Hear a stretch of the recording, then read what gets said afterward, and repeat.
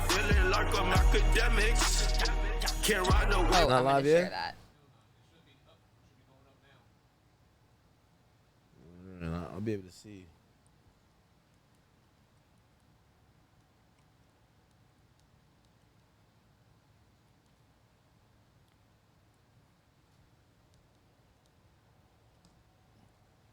It says we're live? Oh. I didn't see it on YouTube yet. Hold on.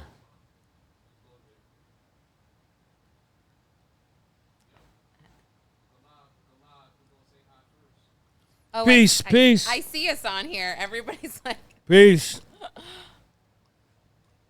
Shout out to Akademiks, man. Thank you for having me back on. Shout out to Lauren Conlin. All right, we good. We live. Yay. We live. This is they the was crew. saying you were crazy. This is the crew. Hey. I was reading the comment section. Everybody in the comment section, y'all gotta apologize to my man Unc, man. Y'all gotta apologize to Sean G, man.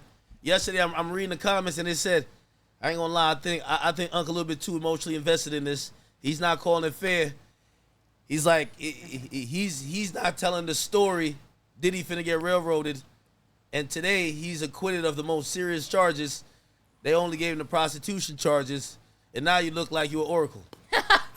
I'm serious. You look like the Oracle. Now, to be fair, I did predict that, 2 out of 5. I thought it was a weak case.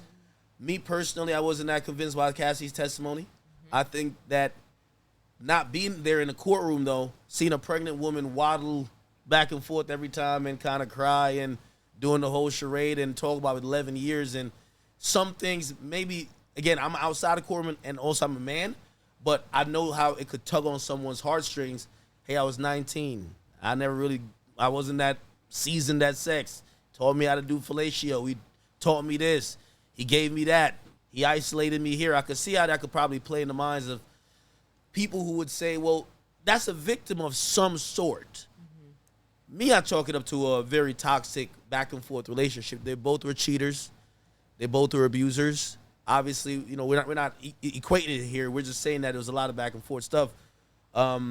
But watching that video in the Intercontinental Hotel, which was, honestly, that's exhibit uno, right? That's no matter what they're trying to prove. They're trying to prove drug possession. They said, look at this video, Cassie getting beat. They try to prove everything they try to prove. That's exactly what they did on their closing argument. Exactly. So when I looked at that, I said, Cassie's a victim of some sort.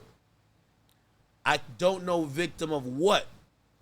Obviously, the conversation was victim of domestic abuse. I think not. Sean agrees. Sean agrees with that. She 100%. is a victim of 100%. domestic violence. 100%. Like she is. Yeah. Assault. Exactly. Not like that's higher than domestic violence. yes. Assault. There you go. She got assaulted. Aggravated assault. You She can got say assaulted. that. Yes. But this question also goes into manipulation, right? Yeah. So, I don't know if you guys have followed, and this is an international case, the case of even Andrew Tate.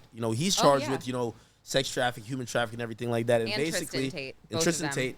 And the idea with that is that they would lure, this is what the prosecutors or DICOT in Romania would claim. They're luring women into their scheme and will put them on OnlyFans, not because those women wanted to, but they would do what we call the lover boy method, which means you would gaslight them, tell them you love them, love bomb them, and then hold money and gifts over them. Oh, the Tate brothers is a degree. If you read the actual indictment, I would say they put Diddy to shame in terms of video evidence that's out there and Telegram messages, what they actually say to coerce these women to be part of they actually say, you should, they instruct other men to be really horrible to a woman and then have sex with them and then teach them how to continue to be mean to them, have sex with them, and then have these women do whatever you want them to. They teach a course on this. It's called the pimp and hose degree. I'm not kidding. It's literally called the PhD. I have dug deep into the Tate brothers. There have been content creators that have taken their own lives, possibly connected to the Tate brothers. That is very serious, and that is actual trafficking. But let me ask you a question. It is. But all of that is still based on this idea, which if we look at this Cassie case, it's the same thing, right? No, I don't think so. Diddy's in a relationship. It's granted, a lot of those women with Tate and his brother believe they were in relationships too. It's all about manipulation. So this idea with Cassie, why would we ever think she was sex trafficked? Cassie literally was telling us that she was stuck in a cycle She was beholden to a man who controlled her finances. She was scared of him physically, and he basically would manipulate her that she wouldn't leave. Because the idea that everybody kept saying, 11 years, why don't you leave? Was the door shut? Was there cuffs on the ankle? This was a common sense verdict. I mean, we talked about this. 8 men on the jury. Men, you are creatures that if we tell you something, like a female, you say, what's wrong? And we say nothing, generally you're going to be like, all right, nothing's wrong. And you're going to walk away. Even though inside we're like, ask us more, something's wrong. If Cassie is telling him she wants to do it in these text messages, in these emails, whatever, and this turns her on, XYZ, these men on the jury are looking at that and they're like, oh, well, she wanted it. Simple as that. It's the common sense verdict, in my opinion. And like, I feel like a lot of people are disappointed in the verdict that are abuse survivors, and I feel for them. I do. Sex trafficking survivors. However, he was not on trial for being a scumbag that beats women, right? That was not what this trial was. So, and also I think, I definitely want to have some reverence to like all women or all survivors of abuse out there, but yeah, y'all can't pick the biggest freak and just say this is y'all representative. Like, some of y'all have really gone through some trauma. right. Cassie and Jane Doe is just not the ordinary people who were victims. Like, I think that this case bore out the evidence, right? And obviously, I think all three of us here, in our own ways, we have literally parsed through days and weeks and months of testimony, and you start to realize, well, that doesn't make sense. So if let's bring in Mia, for example, and then we'll get into like the verdict which you guys observed today. Like, say Mia, for example, be like, well, if you say he sexually assaulted you, why would he say, if you don't call me back, I'm about to tell your best friend that I sexually assaulted you? That shit don't even make sense. No, it did not. So again, it comes back to common sense. But let's fast forward to today. Yesterday was almost a little bit anticlimactic, but it could have gotten there. We received notes at the end of the day, a huge flurry. You left out of here in a huge rush, but the jury ultimately did not come back with a verdict.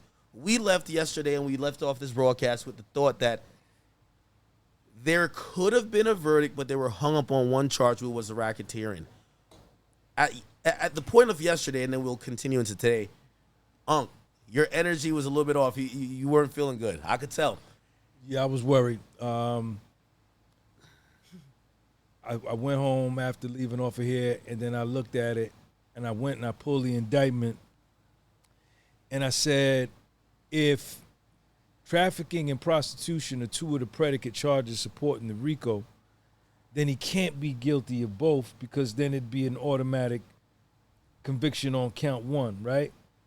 So I said, it's got to be 1 and 1, right?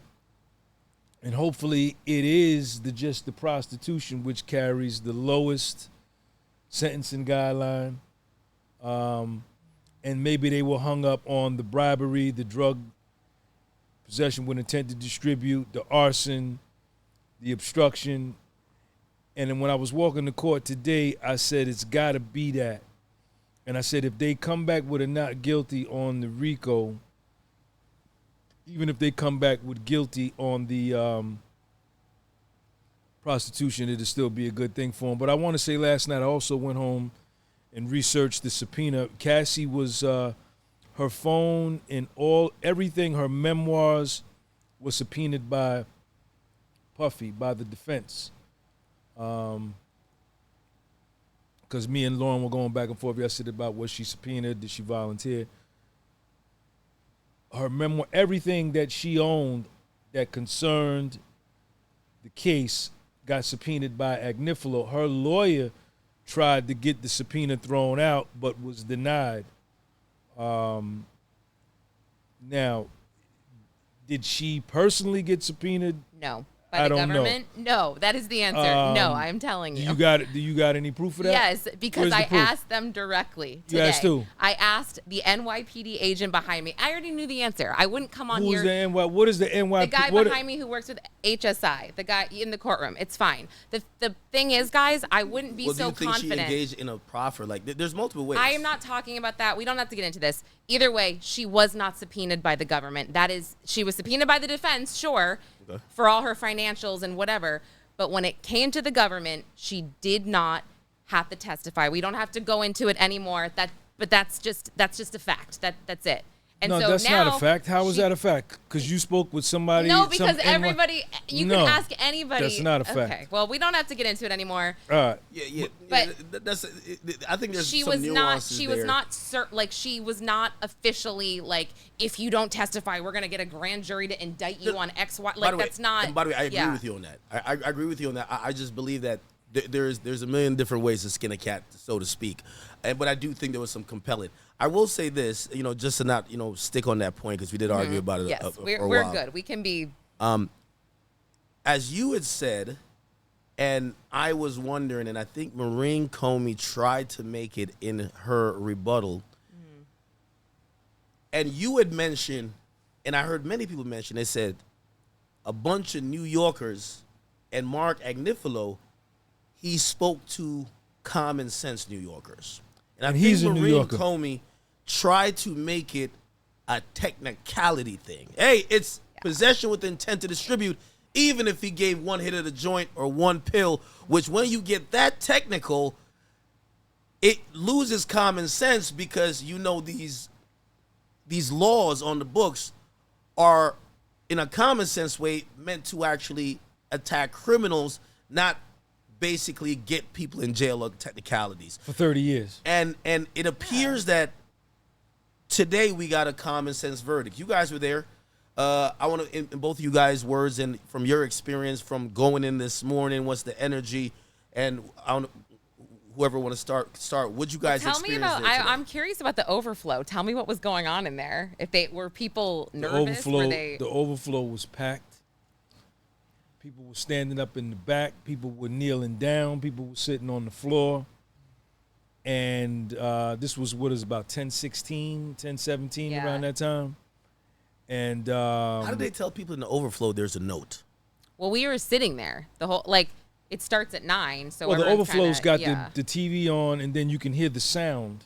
Okay. And then all of Puffy's attorneys and a lot of times the assistant U.S. attorneys, for some reason, they hang out in this room on the 24th floor. So somebody saw all of them come out and go back up. So there's like, they all left and went to go back up. And we went up, man, and Submarinian came in. And he asked the deputy to get the note from the foreman of the jury. He read it. He gave it back to the foreman of the jury.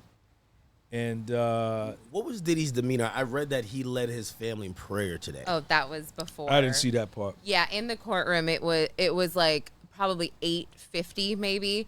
His whole family was there, all of his kids except for his toddler, and he came out and they prayed together, him and his whole family. And then after, are the marshals flanking him when this happened? He didn't get to go into the gallery, but he prayed from over there, and his family was. How loud is he? I'm sorry. It was you could hear it, it was audible. And then after, it was very quick too, but after he prayed, there is the public section in the courtroom and everybody cheered.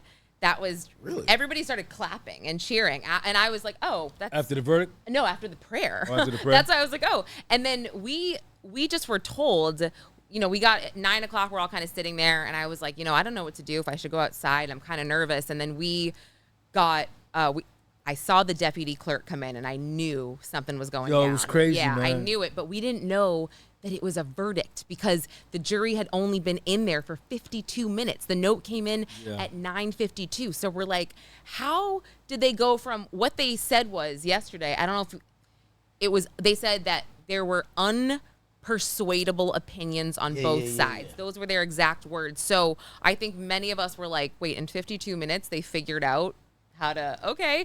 So, but we weren't sure, right? Because had been such a short amount of time. But then I saw this other guy from the NYPD HSI who has only been in the courtroom once or twice. I looked at him and I was like, is there a verdict? Is this note a verdict? And he looked at me and he's like, it's a verdict. And I was like, oh my gosh. And that's when the judge came in and read the note from the jury. We have a verdict. And then the whole mood of the courtroom changed. It went from regular, normal buzzing to somber.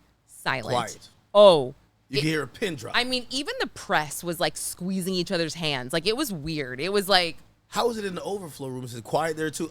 Listen, I was reading this on stream, the tweets, and like, I even said I could feel my heart beating. It feels tense. By the way, everybody's been working to this moment. I was sitting in the back, and I was just looking at everybody in the overflow. It was packed, man. A bunch of people that had never been there. They was kneeling in the front, writing notes on the floor, sitting down. And it was quiet. It was quiet. You could hear. It was quiet as a church mouse on Sunday, man. You couldn't hear. You could hear anything, man. And everybody, when the first not guilty got read, people was just like stunned, man. You know, I was like, oh shit. They said not guilty. Then they read the second charge, not guilty, sexual trafficking to Cassie, not guilty. Then I was like, he got it. yeah. I was like, that he point got is it. going to be a domino There effect, were huh? gasps. He The got it. Rico and the Cassie, I mean, there were, like, and the judge actually said, he warned everybody. He said, everybody Yeah, he did. in the court, keep your composure, like, shut up, don't, Right. relax. And people were good for the most part, but it was, like, it What was about crazy. the family? Oh, they were the ones that were Audible. Were they audible? gasps. Really? The Rico gasps, and then after Cassie, they didn't necessarily cheer, but you could hear like a very excited clap, and then you saw Diddy and Tenny Garagos, and they were squeezing. Like, I think it was like Tenny was almost crying. I mean, after she was just like, oh my god. Well, she started crying. Yeah. Eventually, she started crying, and then Mark Agnifilo was just sitting there. He was sitting on the corner. He was just sitting there chilling. And then after they read the whole verdict, Tenny, she's blowing her nose. She's wiping her eyes. I think you said Anna Esteveo. Oh yeah. You know, everybody. And Brian Steele was just sitting there chilling like this. And then Puff was like, he didn't know what to do. Like, I'm guilty of something. And then he's just looking at Agnifilo. And then I think it set in on him that, you know, there's going to be no asset forfeitures. There's no 30 years. There's no life in prison. This little prostitution joint is small potatoes, man. And he beat the feds, man. Yeah, I seen yesterday and I think that's why we all were a little bit thinking that it was going to go the other way, because when they brought back the notes saying they were hung up on that first count, they said Diddy's demeanor was head in his hand, and he was kind of looking really stressed out. They said he was like looking around like he was lost, like he was almost stunned, like he was out of his mind, like maybe he was. Well, that was the biggest one. If he gets found guilty on that one, they're gonna knock him upside his head. That was the one.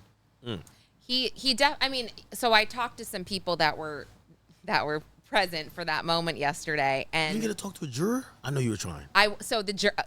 The entire jury left in a black Sprinter van. I was like almost running after them. I He wore told them, sneakers today because I was like, I need to be able to run and Yeah. not clump around. He told them. Yeah, You got some names though? We got to hit them up. No, they jumped in the van. Nobody got names, but don't worry, I'm not done yet.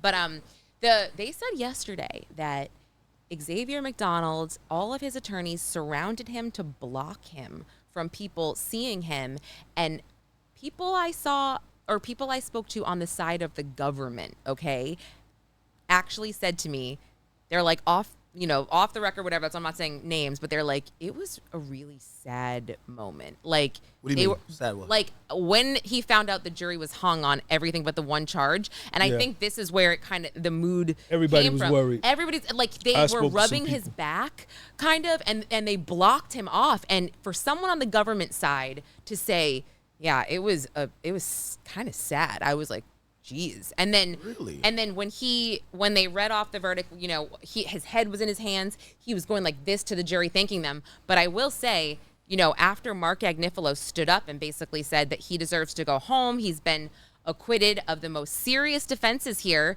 We have his passport. His plane is in Maui. He would be stupid to do anything, whatever. It was like such a high for Diddy and his family. And it was so insane, the split second that Maureen Comey stood up and said, oh, no, you don't. The mood completely changed in the courtroom. She said, don't forget the conduct surrounding this conviction. She said this is a very serious conviction, and then she dropped the 20 years. And Diddy was like, and even his family was like, what? And I mean, I think those of us that see what's going on, I mean, 20 years is like the maximum when you're transporting a minor for prostitution. They could bring up so much case law where people get 18 months. Well, she was talking about that if they ran it consecutive, because he's guilty of 2 counts.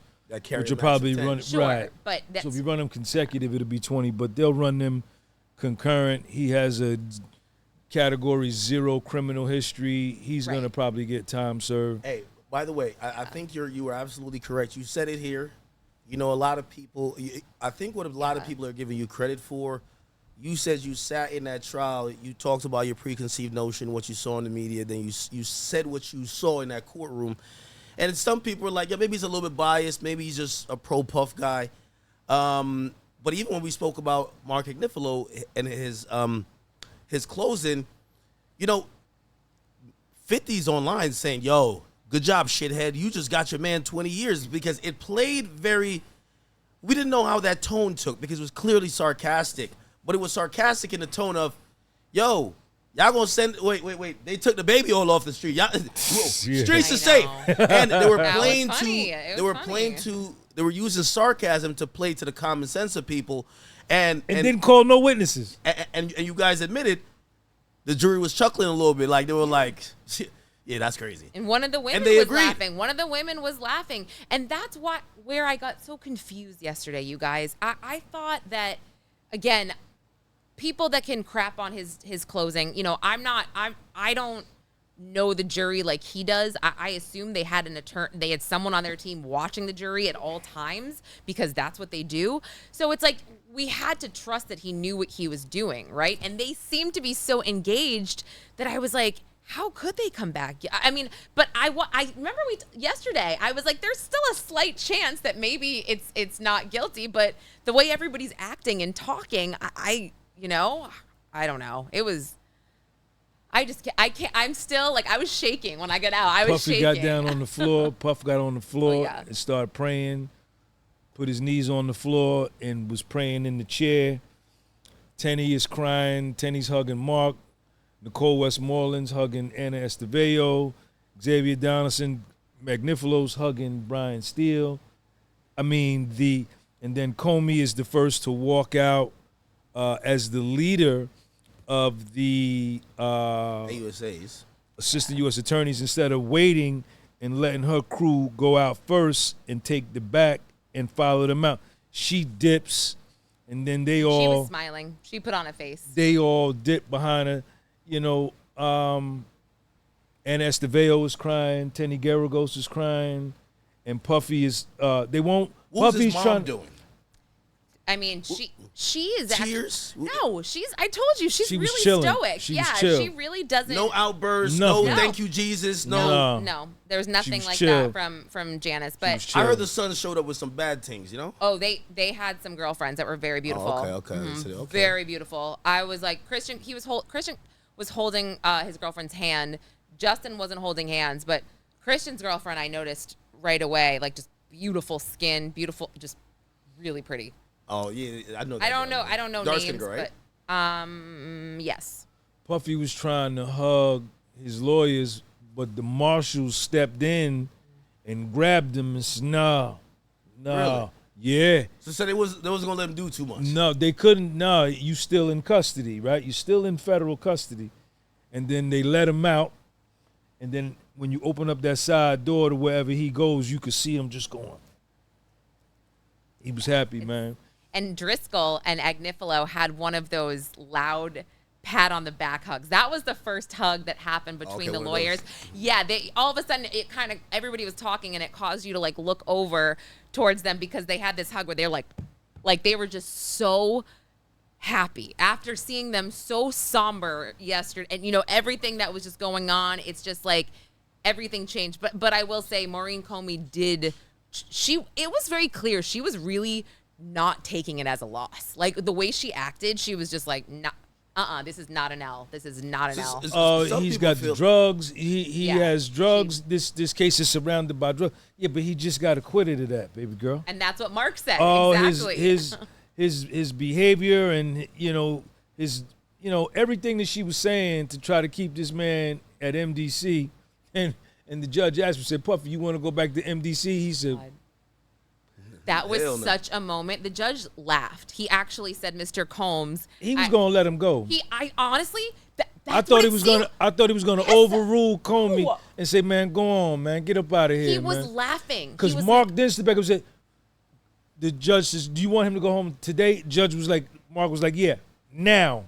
Now we Yes. want him to go home today. Now, I know we got to do some things as far as paperwork with the marshals, but he wants to go home to Miami, Two-Star Island today." yeah. That shit was crazy, man. So as we think about how we even got to this point, right? Yesterday we speculated a lot.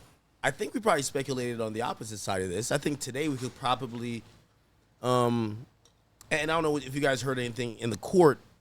They were probably hung up on this like RICO charge, not really for the predicate acts. I think they don't believe it was an enterprise. I think the I think same. it was the time, man. I think somebody said, man, if we find him guilty of this RICO, he's going to do 30 years. And I just don't see what he's done to be worth 30 years. So you think That's what I believe. The jury's approach was like, listen, we don't think he's sex trafficked. That's the main reason why all this is here. If we give him the RICO, even if it's on some technicality shit, we can't see giving a guy 30 years for passing a pill to a partner or And that's what we discussed yesterday, nullification. These jurors, technically, if they bought into the government's case here, sure, they could have convicted him, but they knew deep down, like maybe on paper, he's breaking the law, but we don't feel comfortable sending him away for life for something that Right. people do every day when it comes to the drug distribution. When it comes to, let's say, forced labor, as in like, Mia saying that they said sexual labor. I mean, Mia wasn't convincing to the jury about this alleged rape. Clearly, the text message where we just talked about that, him threatening to tell Cassie, they were like, yeah, sure, maybe, but no, we are not going to send him away for something that maybe on paper it breaks the law, but it just doesn't make sense. By the way, have you guys seen Young Miami? She's reacted. She put up a like, it's like a social media thing where it's like the clock that, like, basically she's almost like she's basically saying exactly what I've been saying. Oh. She's just saying, come on, of course she's not guilty. So she said it kind of like in a little artsy way with a meme, but she clearly still rocking. Gina, they found her at Whole Foods yesterday or something. She says, if he did get released, I don't feel scared, right? It feels like the only person who fully flipped, obviously Cassie was never going to be around because she has kids, she has a husband. Mm-hmm. It looked like Jane Doe is like the woman with no island because her baby daddy don't want her. Right. He's done. And then it looked like, Reputation is trash. yeah, it looked like she That pretty much came out. True. And I got to believe now she has to file the lawsuit. She has to file it. Follow us against who? Oh, that would be against Puff. rich. That would, if she did that, you just said her reputation is, if she filed a lawsuit against him after all this now, I think that would be the nail in her coffin personally. I don't think that is a smart move, a PR move, a bad PR move for Yeah, her. because but here's the thing. If she doesn't, what did she get out of all this? She's still getting her rent paid for right now. That rent is done today, baby girl. It's over. Well, okay, you fine, think, but you I'm think just saying Diddy's if paying she's- for that house She's one more? had her rent paid for a really long time. It's been a long ass Okay, time. and we talked about it. So, and I think, and I wonder with the audience, we should run a poll on this. This is clearly strategy, right? I think at some point, Mark Agnifilo pulls Diddy to the side and says, hey, Jane is cooperating with them people. Okay? This is what we can't do. We can't do anything to shuffle and mess this up to cause her to have any more of a reason to try to cooperate with them, right? She might be exposed to some things, and she's the most recent that has seen some things. You might not like it, but keep her good. After this, you get rid. I guarantee you, Is July 2nd or today or Yeah. the 3rd? No. It's even today's know. July 2nd. I guarantee that rent doesn't get paid this month. I promise you. I promise you. Yeah, he also had to Interesting. continue to pay it so that it could not. He can kind of keep away from the trafficking piece, right? The control piece. Exactly. I'm in here. I'm fighting for my life. You cooperating against me, and I'm still paying your rent. You know what I'm saying? Of course. Of course. Wait, okay. Let me ask you this question, because since you said he's still paying, why do you think he will continue to pay her rent? Well, that was my question, I guess, when we're in court and she's being questioned and the government's like, and that's your lawyer right there. Like, who pays for your lawyer? Sean Combs. And you're like, wait, the lawyer in this courtroom that you were using to testify against him, he is paying for? I mean, it's kind of like, yeah, we're asking ourselves, why? Why? It Why? makes perfect sense to me. Clearly she must have told him, hey, they left a card. I got to go talk to these people. Diddy's going to say, I'm going to get you a lawyer, right? The lawyer probably goes down there. He's going to represent her best interest. He's going to talk to her and say, hey, they're kind of lightly putting it like you might be a co-conspirator. We might have to work with these people. She actually went through 2 lawyers. She actually talked about that. She hired one. She got rid of that one. And then she got another lawyer through Diddy, I'm guessing. And that was part of the questioning. Like, Wasn't both through Diddy? Maybe, but like she got rid of the first one. And then they kind of asked her, like, you know, does he have anything to do, or did he influence your testimony at all through this lawyer, et cetera, et cetera? There was a lot of questioning around that. I do recall, because it was just such a weird situation, you know? It was just so odd. Well, it's odd. I don't think a lot of dudes would do that. Do what? Pay the rent, keep paying the rent, and keep paying the lawyer. And you understand, testifying against me to send me to prison for 30 years. Nah, I understand that. I think it was all strategy. No, it's completely all strategy. 100% strategy. Like, that's the lawyer You're saying saying on Diddy's side, Yeah, no, of strategy. course. Okay, 100%. Yeah, right. 100%. that's the lawyer saying, I listen. mean, it made him look better than like, Right. like it made him look not Right. bad. How that could he I was- keep? How could I yeah. be trafficking you, and I'm in here? I'm not Right. having sex with you, but I'm still paying Right, you rent. right. I guarantee they had a conversation early on while probably the grand jury was convening, and they were saying, let's think about the people you haven't talked to in a while. Let's think about the people you have employed, and let's think about the people that might flip. Hey, do you owe anybody money? Because these are reasons they might want to cooperate. If you're paying them, even though you can't continue the business of Sean or Combs Enterprise and Combs Global, do not stop paying people. How much money do you have in the bank? Let's liquidate a couple things. We got the war chest. And He we still heard got that his he plane. liquidate He to still get got his plane. He was trying to sell his plane at the outset when Agnifilo replied to the indictment with his letter motion. He was taking bids for his jet to sell it, and I think what he ended up doing was just chartering it out, making money. They said he made like over $4 million in the last month. Really? Chartering out his jet, so that's probably paid for his attorney fees. So he still got his plane. I spoke to this morning. I can't believe this dude beat the feds, man. I know. I spoke Puffy, listen, y'all. Sidebar. Puffy beat the feds. Listen, Grammy Award winner, Broadway actor, hip hop icon, fashion icon, liquor icon,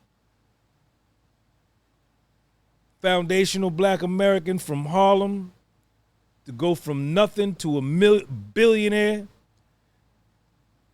Biggie, Mary J. Blige, Jodeci, the soundtrack to my college years.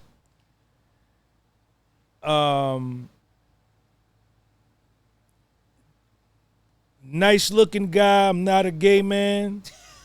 Got the flyest women, got a plane, jet, money, and goes up against the feds. They offer him a plea deal, 15 years. He says, nah, crank up the jury, and goes to trial and beats him, and they cheated the whole time. Witnesses perjured themselves on the stand. Witnesses lied, undergirded by $7 million lawsuits. Dawn Richard, $10 million civil suits. Mia, $10 million civil suit. Brianna. And he got an all-star legal team. all-star legal team paid him and sat back and he beat the feds at trial, who have a 96% conviction rate. The legacy is locked in. I spoke to this morning, Takashi 69, who called in to the stream, and remember I told you he was locked up with Diddy, and he said, so they were locked up earlier this year. This is before Diddy added Alexander Shapiro, before Diddy added Brian Steele, and I believe Nicole Westmoreland, Donaldson and as even well. Donaldson. He said, remember, they're locked in the same thing. I mean, he literally handed the phone to Diddy, and I talked to Diddy. He said Diddy told him out of his own mouth. At that time, he says, I'm spending 1.2 a month on my legal. And that's 1.2? before 1.2 million. Yeah, that's not, And that's sounds right. before. So I think it's probably reasonable to think when you add on the full team, he probably was spending 2. I think this is a, throughout the whole process, I think this is a $20+ million defense in preparation they had to do in just kind of really building this out and trying to get it to the place where they got it to here. And it's kind of interesting because as much as, you were in that courtroom and you were able to see the common sense and say this is bullshit, I'm wondering if he doesn't have $20 million at his disposal. If he does not? If he doesn't have this amount of money, resources. Why wouldn't he have it? No, what I'm saying, if it's another person, if it's another man, if it's anyone else. Is he cooked? Me or you? Yeah. Oh, we're done. I mean, I'm done. I just think it's interesting, and we discussed this off the air, but let's remember the feds added the 2 charges he was convicted on very late in the game. Was that the superseding indictment? The superseding indictment 3? They literally added Right. these 2 charges like 2 months before the trial, something like that. And his team, was like, no, the Mann Act is racist. This should be tossed out. And they filed, I think, multiple motions to get these charges removed, and it didn't work. And clearly, this was the Fed strategy. They knew deep down that Damian Williams stuck them with this case, wasn't as strong as they wanted it to be. They knew they'd probably get, think about it. They had all of the evidence, right? From Cassie, from Jane at that point. They knew that was a slam dunk because it was tangible. And So- they didn't put up a defense. They said, we ain't got to call Isn't nobody. that funny? That's crazy. Think about how people were saying how crazy that was. Yeah. Oh, Power they're move. not calling a Power. defense. Power move. On a political level, I know you're heavy into the politics. Who do you believe takes the fall or takes the culpability? I know Maureen Comey's putting on a strong face, like, nah, this is a W. Does obviously, Damian Williams, he's not currently a U.S. attorney. No. But does he ultimately take the blame for coming with this case, or is it the lead of the AUSAs, which is Maureen Comey, who a lot of people thought that she had high prospects and even political aspirations because she's a daughter of former FBI Director James Comey? Who do you think gets blamed for this? I think people don't realize that this administration, like Trump, Kash Patel, Pam Bondi, they have nothing to do with this. They don't know anything about this. I don't mean they don't know anything about it, but they don't have any skin in the game. They weren't, banking on this guilty verdict. I think that, unfortunately for Maureen Comey, she was the face of this, and she will take the heat for this. And I think that if people dig a little bit deeper, they will understand and peel back the layers here. It wasn't necessarily her fault. She did not start this investigation. She was given this investigation, but she'll take the fall for it for sure. I don't think Maureen Comey gets the blame. I think this is Damian Williams 1,000%. I think that them assistant U.S. attorneys were put into a fight that they were already at a disadvantage from the beginning, because all of your witnesses, the majority of them, the key witnesses, got on the stand and lied. I think that Damian Williams is directly 1,000% responsible for even bringing this case. That this is on him, this is on his jacket. I know he's no longer the assistant U.S. attorney. And then not only did Maureen Comey and the 6 U.S. attorneys, look at who they had to go up against, right? These elite level all-star attorneys with Puffy with damn near unlimited resources like the government too. You know, do everything. It's a good point. Do everything. You know, a lot of things that Puffy was able to uncover and his team was able to do, they kept the pressure. The assistant U.S. attorneys could not rest not 1 minute, man. If it wasn't Alexandra Shapiro on their ass, it was Mark Agnifilo. Then you got Jason Driscoll, who can go into the laptop and pull up a case and tell you the case, the citation, the page numbers. And he looked like a kid, right? You're like, who is looks this like kid? He looked like Yeah, a sixth grader. I thought he was an intern at first. But when it came down when they needed some shit to be said, Jason Driscoll could go in that motherfucking laptop and pull a case up, and the judge. But he was a case law guy. There Alexander was Shapiro no- was clearly the appellate lawyer. They work for the raised issues, same. preserved the record. Shapiro and Driscoll work for the same firm. Right. But Okay. I mean, it's Alexandra's firm. Yeah, exactly. Oh, So, okay, but you could tell this kid. There was no stuttering. There was no ums. There was no you knows. No filler words. He was just like boom, boom, boom, boom. And Going then- head up with Yeah. Maureen Comey. Yeah. Your Honor, you know, what she's saying, it has nothing to do with what we're doing. Your Honor, if you look on page 537, 538, and Yeah. Maureen Comey, all his 6 U.S. attorneys, they trying to get it together, and the judge is telling him he got his computer. What page you said that was again? What? Hold on, let me look it up. And then whenever they said anything, this motherfucker was ready, man. Jason Driscoll was Bad- this is a bad boy. man, he mean, man. He came out of nowhere. I was Mean. like, who is this guy? Like, Mean. he didn't talk until like the middle of the trial either. So we were all like, huh? Like, Mean. And he never cross-examined anyone, right? no. No. Neither did Shapiro. They had the U.S. attorneys could not rest, right? They could not rest, and I don't think a lot of them had the trial experience of a Brian Steele, a trial experience of a Nicole Westmoreland or a Mark Agnifilo, you know, because most of the times the feds, they take pleas, right? It's different to be in boots on the ground in a trial, Yeah. you know, and maybe you got a defendant who's got one lawyer that he's paying them $10,000 or $20,000, but here you got 11 lawyers, elite level, Tenny Garagos, fixing her hair. She's doing the cross examination, putting the bun in her hair, asking questions. But you know what else it is? Shit was crazy, man. They are this team that they kind of defy the image of defense attorneys who a lot of people think of, like Alan Jackson, who defended Kevin Spacey, Karen Reed. He comes across as this slick LA guy. Diddy's team, they just don't come across like that. They Scrappy.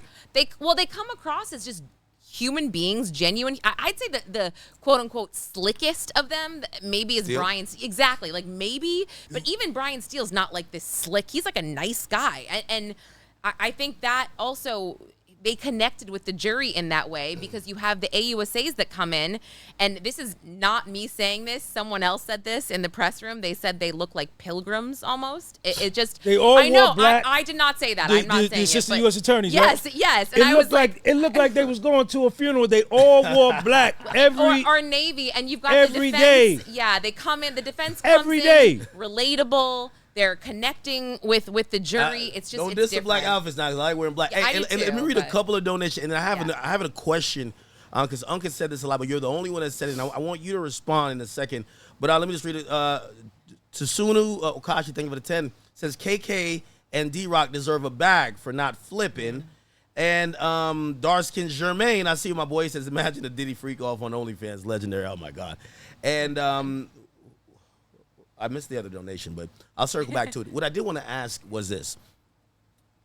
You've consistently said, and you know, I've tried to watch so many people do trial coverage, and you're the only one that I've seen consistently stay down on this point that the majority of the witnesses, you didn't give them the excuse of they forgot or maybe da-da-da. You said they lied. Did you feel like did you feel that either the majority or anyone besides maybe Banner, like they were being untruthful? Like you were like, this doesn't make sense. Like you're not forgetting, you're just not telling the truth. What did you feel? Oh, Because I see what if you're thinking, saying. because Uncle said, yo, this person lied. Like, this is a flat out You lie. think it was just like a bold Yeah, face? yeah. Like, this never happened. Man, like, come not on, even. man. They was lying from Who do the you door. think? Who do you think was lying besides Brianna? Dawn Rashad got on there and told about 13 that, yeah. lies. You counted? Brianna got up there and told lies. Mia got up there, told some lies. Capricorn Clark told some lies. Kid Cudi I lied. think Capricorn may have told. David James lied. Jane Doe, Cassie, all of them lied, man. I'm not cutting you no break. You don't get no break when you on the stand and a man is facing 30 years and you finna get up here and lie and your shit is undergirded. And see, this is where Jonathan Bach was so instrumental in his cross-examination of Don Hughes. Dr. Dawn Hughes when he brought up that word malingering, right? There's a term in clinical psychology called malingering where it relates to a witness or a victim embellishing or lying about an incident because they have an underlying motive, which is a financial reward, right? Which is what a lot of them, all of them had immunity deals with underlying civil lawsuits, man. You understand? You didn't find anyone to be credible. Except Jonathan Perez, the other white kid, George Kaplan, told the truth. Brendan Paul told the truth. Jonathan Perez told the truth. Edward Garcia, the security guard that got paid the 100 grand. But all the ones that had civil suits and still got civil suits, motherfuckers was lying. Let me ask man. you a question, though. So, Period. Do you believe they were completely lying or maybe telling a selective story that matched what the AUSA probably wanted to say? Like, for example, like, hey, I'm going to lead you down this path because I know the point you're trying to make, but I'll omit certain details. Or do you consider it lying if you do omit certain details? Well, on the direct examination, you don't know what they saying is a lie under the direct, right? It's not until you get to the cross examination does it get exposed and uncovered that, wait a minute, you said what? Let me look at my what? And that's so you were fact exactly, checking cross, man, come on, but man. that's exactly my feelings about Capricorn Clark. I'm telling you, what you said is very accurate there because after her, you thought she was capping. After Capricorn was capping. No, after her direct, I was like, wow, that was very powerful. Everything she said, I was like, wow. And then the cross, Agnifilo, talking about, I don't necessarily think that some people were just pulling stuff out of the air, like lying, except for, I do feel like the Kid Cudi car chase, that was pulled out of the air. Thank I you. mean, that was like Kid Cudi and the police officer don't have, like, that was weird. And during Agnifilo's closing, he read the transcript of her saying the most intricate details of the roads they turned up and the roads they went down during this alleged car chase, and then it never happened. I mean, what? That was super weird. And to me, her cross there, I was like, well, I thought she was credible, and now not so much. Not gonna lie, the one that said they were held over the balcony like this, and I was thinking, and then Puff threw them like that. I said, man, Puff, it must be the Hulk. I don't know. You got to be the Hulk. You hold them over the balcony with your forearms. You lift them back up. Apparently, this person was like 135. And just throw them like it's Deontay Nash also said that he got mad at him at the Vanity Fair party, and he actually said on the stand, and it's like you try to picture this, I guess, because he's like, he comes up to me and he picks me up by the, holds me up by the shirt, and you're kind of like, so at a Vanity Fair party, does he just do? I don't know. I mean, I have no idea. I'm not in that life. I don't know the lifestyle. But like, if somebody saw him do that, would they say anything? Would they walk away? Like, not his, not his security or his assistant, but like a party goer. If he's lifting somebody up by the collar, shaking and threatening them, like what do people think about that? What do you think Cassie's feeling today? I think she put out a statement. Actually, I'll look it up. You guys know I love Cassie, so let me look it up, okay? Yeah.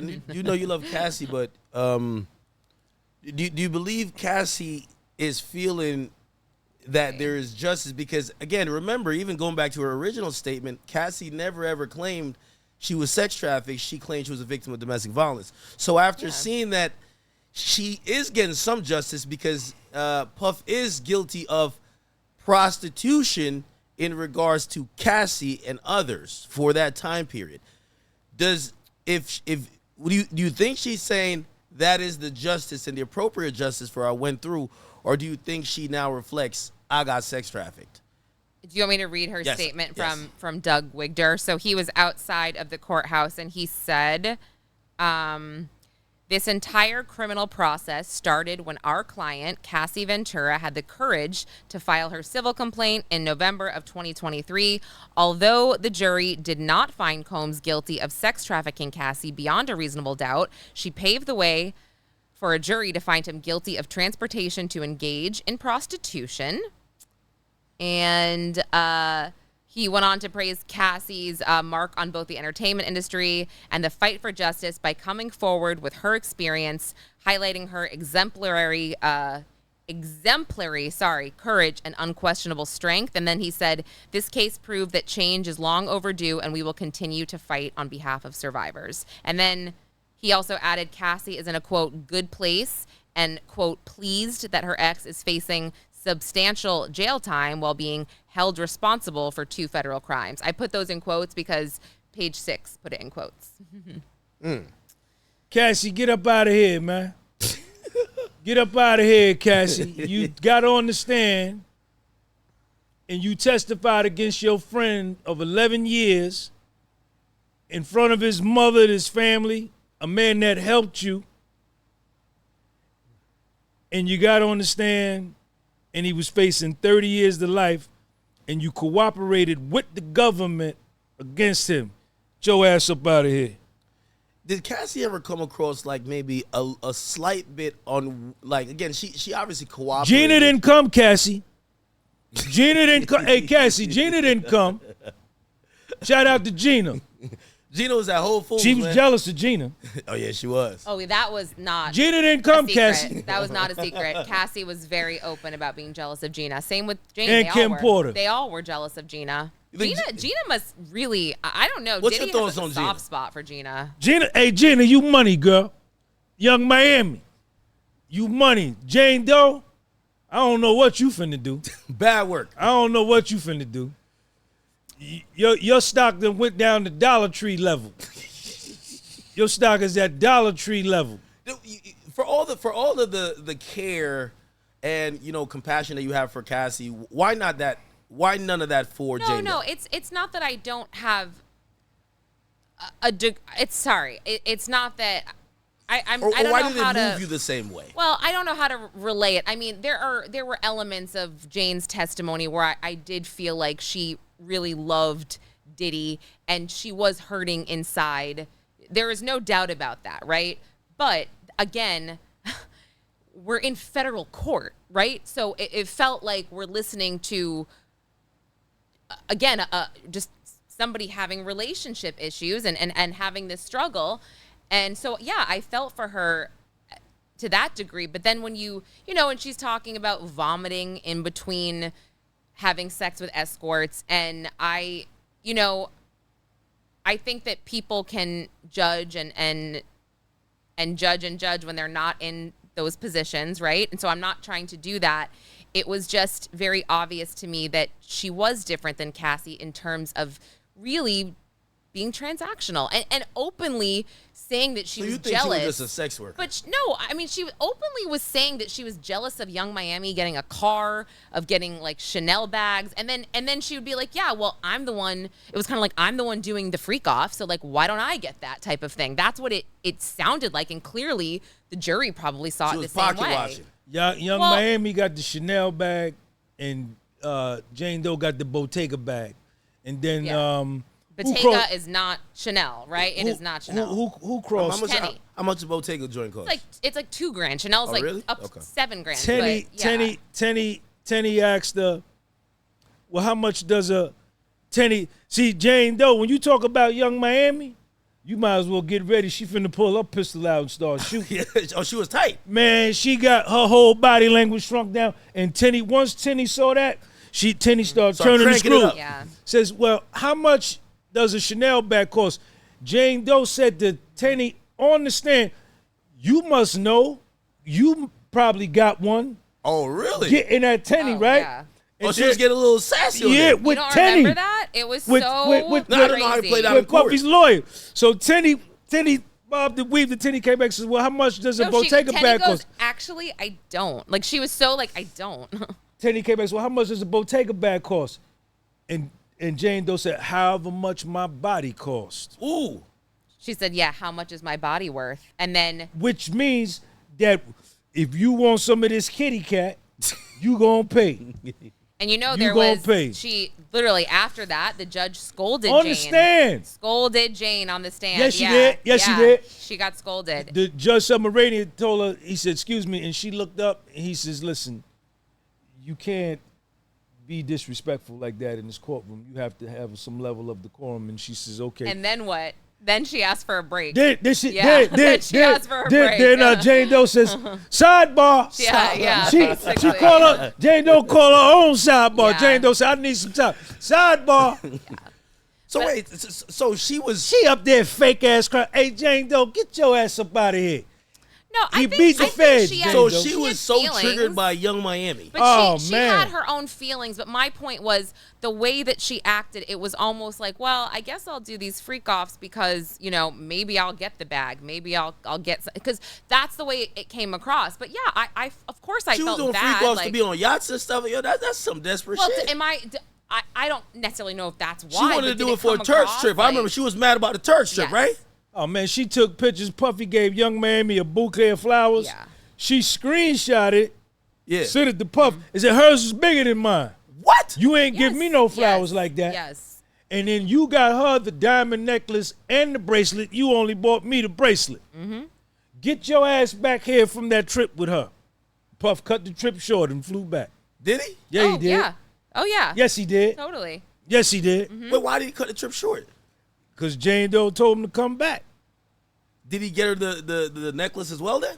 The Van Cleef, I don't know. I think. He got her a Van Cleef. Oh, it was a Van Cleef. And then thing. Tenny brought that up. She's like, well, he got you Van Cleef. That was just such a funny exchange. The like- minute Young Miami post something on Instagram, goddamn Jane Doe was on it. She knew. She she was a Man.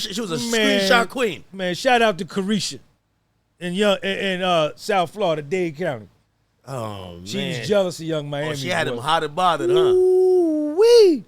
And who else? What was the other one? Gina. Gina. That probably helped Diddy though, She right? was jealous of Yeah. Gina. Because Diddy's lawyers got to frame it in a. Oh, yeah. This is just a jealous woman. This is not sex well, trafficking. yeah, Right. because they This Exactly. is a transactional woman Exactly. that is Yes. just jealous. They Exactly. framed Cassie like, oh, you know, Cassie couldn't leave because he controlled her career, XYZ. Well, Jane, why? Jane, okay, if you don't like it, then he's not holding you hostage. He never put I mean, I'm not saying the one time doesn't count, but he didn't put a hand on her for years and years and years. So there was technically no force, right? I mean, they watched their movies Did she together. get mad that Diddy? Because I'm gonna be honest with you, the first and only time I ever knew they were together, I think she had posted something. Then 50 posted it, and then paparazzi called him another time.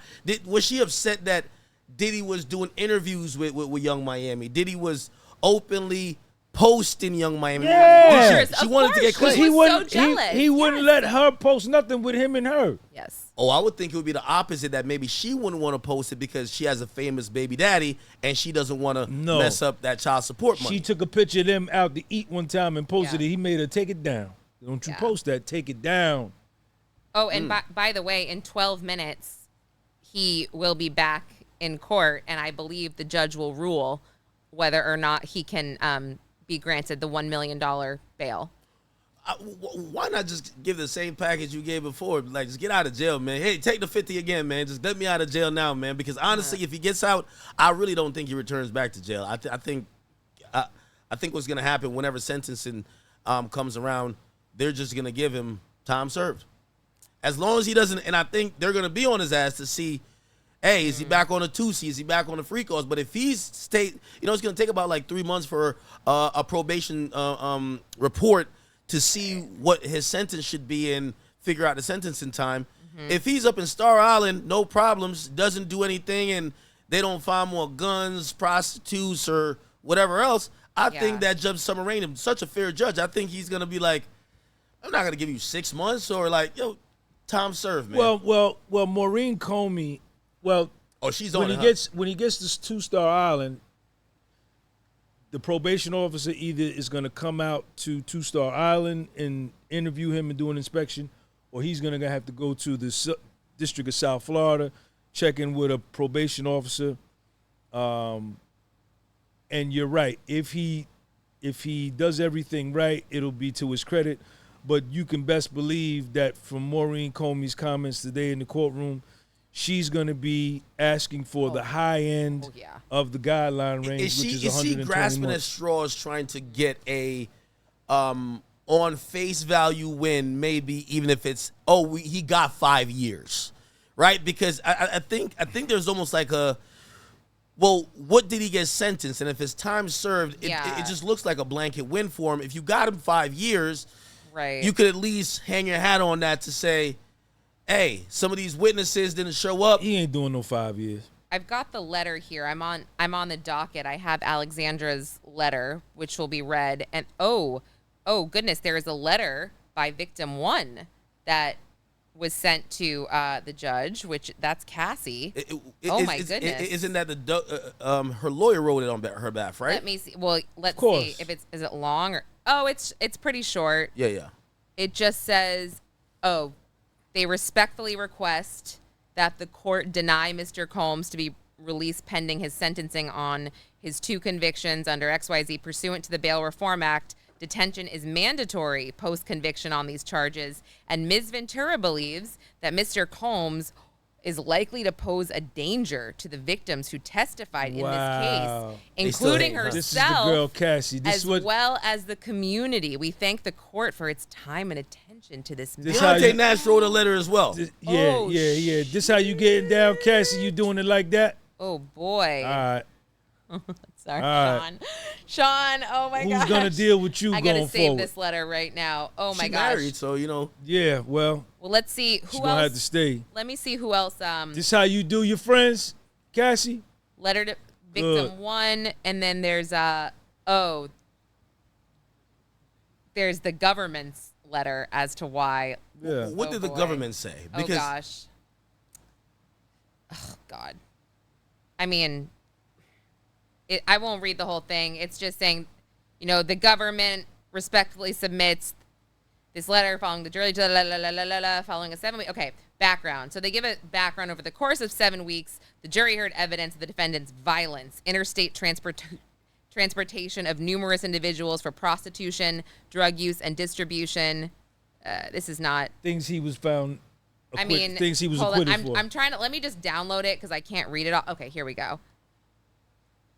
The guidelines calculation in this case is complicated, and the government expects that it will be litigated by the parties. But for the purposes of this detention hearing, the government sets forth the below preliminary calculation, subject to revision, which the government believes is the minimum guidelines calculation applicable to this case.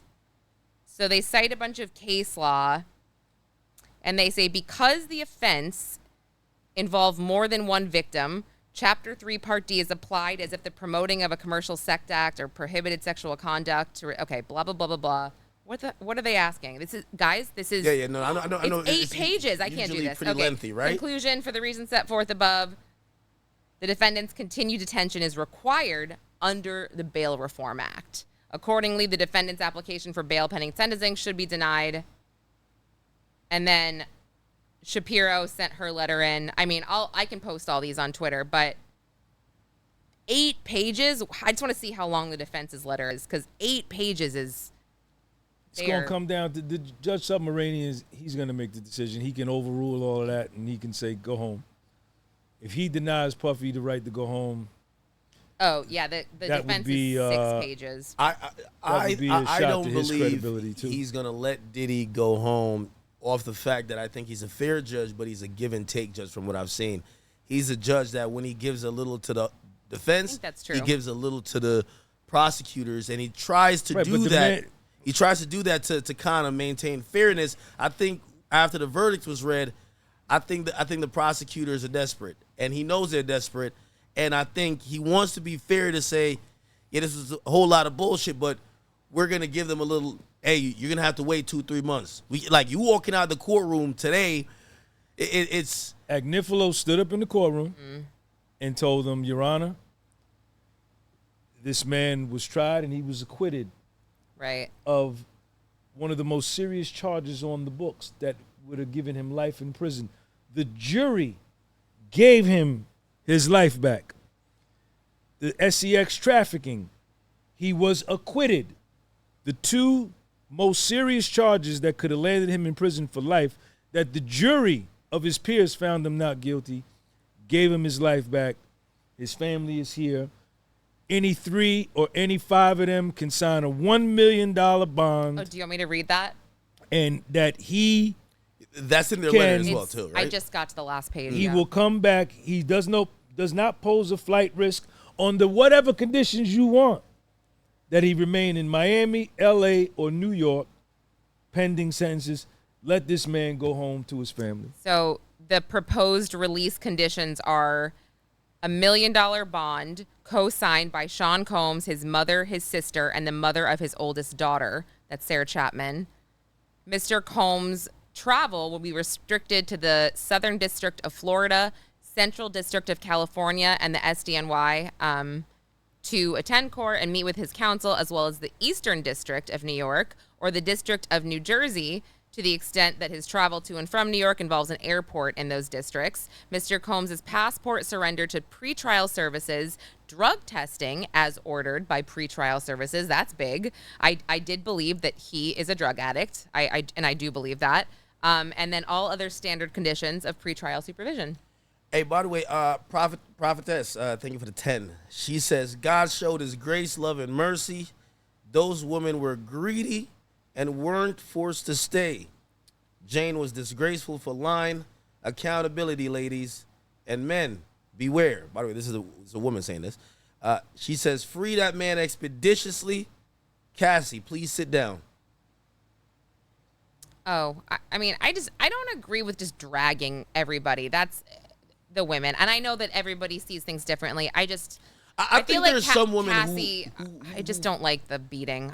You know that. No, of course. But really I think don't. some women do look at this case and said, was there some abuse? Yes. But what was charged here is conduct that you guys were consensual to, and you guys kept going back despite other things because of the bags, the trips, the yachts, this luxurious lifestyle that I think the regular woman, that's not even the reality. Like when Jane Doe is saying, why I ain't get the Van Cleef bracelet? That's not a regular woman's even reality. That is not my reality. Why am I not on the yacht? Why am I not in Turks? Why she got the jet this weekend? Why not me? I think some people lose disconnect with. Guys, I said that. How do you go away for how many days with a kid? How long did she leave It was for? 15 days. Like on a whim? A 15-day first date. It was a 5-day first date, and then that was that. You're right. That is not real life. That is not what the average. I'm not a single mother, but it's like, and so I have some help, but I still would never dream of picking up and leaving like that to go. Would you agree that Jane Doe, based on what you heard in testimony and what you believe, her statements are more consistent with a sex worker than a victim? I think she's a sex worker, straight up. I don't believe one victim bone in her body. Can you be a gold digger? Do you have to be a sex worker? I mean, well, if again, it'd be a gold digger, but it seems very transactional for sex. So that's what I'm saying. Oh, sex I see worker. what you mean. I see what you mean. Like I think all these women were gold diggers. Like they wouldn't be doing all this stuff and enduring half of this stuff if Diddy didn't have the gold. You know what I mean? They're all gold diggers to some extent. Even the assistants. Like you have to remember, what was the one that they left, got a better job, then came back? Capricorn. They were addicted to certain things that it was not only it was only about the money. Right? Didn't Mia go work with Madonna? Yeah, but she didn't come back because she was fired. She was fired from Madonna? No, she was fired from Diddy, and she was suicidal. She was trying to come back. She was trying to come back. She was trying to come back. But Capricorn Clark came back. Yes, exactly. So I think a lot of those people enjoyed being next to the heat, the limelight, the fame, the money. So again, for Jane, that's why I asked you. I'm like, obviously, and that's really a hard determination to make because maybe at heart she is a true victim, but based on what I saw in that trial, based on the transcripts and everything, it kind of looked like she's a standard sex worker, man. Like, I see them on Instagram all the time. Like, they're just glorified escorts. Like, seriously, they're glorified escorts. She's like a bottle girl out of Starlets, you know? Like, do you follow? I'm just curious. I didn't really follow her before, but I did look at her Instagram after. And what is it? She's just an Instagram OnlyFans model? Like, I don't even know what she does. Well, I'm genuinely curious. I used to do a podcast with Joe Budden. Joe Budden told me something one time, and I told him it was flat out lying. He said, Academics, you look at some of these beautiful chicks on the gram, he said, I could tell you all their price. And I was like, what are you talking about? These chicks ain't selling it like this. They be like, listen, they all got a price. I don't care how beautiful they are. He said, listen, if they've ever worked bowel service, if you're wondering how they got whatever, they got a price. It's kind of a, now you can't just hit them in a DM and say, hey, I'm paying you this, but yeah, it's an understood thing. You see them with this rapper here. When he comes to town, he gets her for the weekend. It's an understood type of thing. When I realized that's Daphne Joy.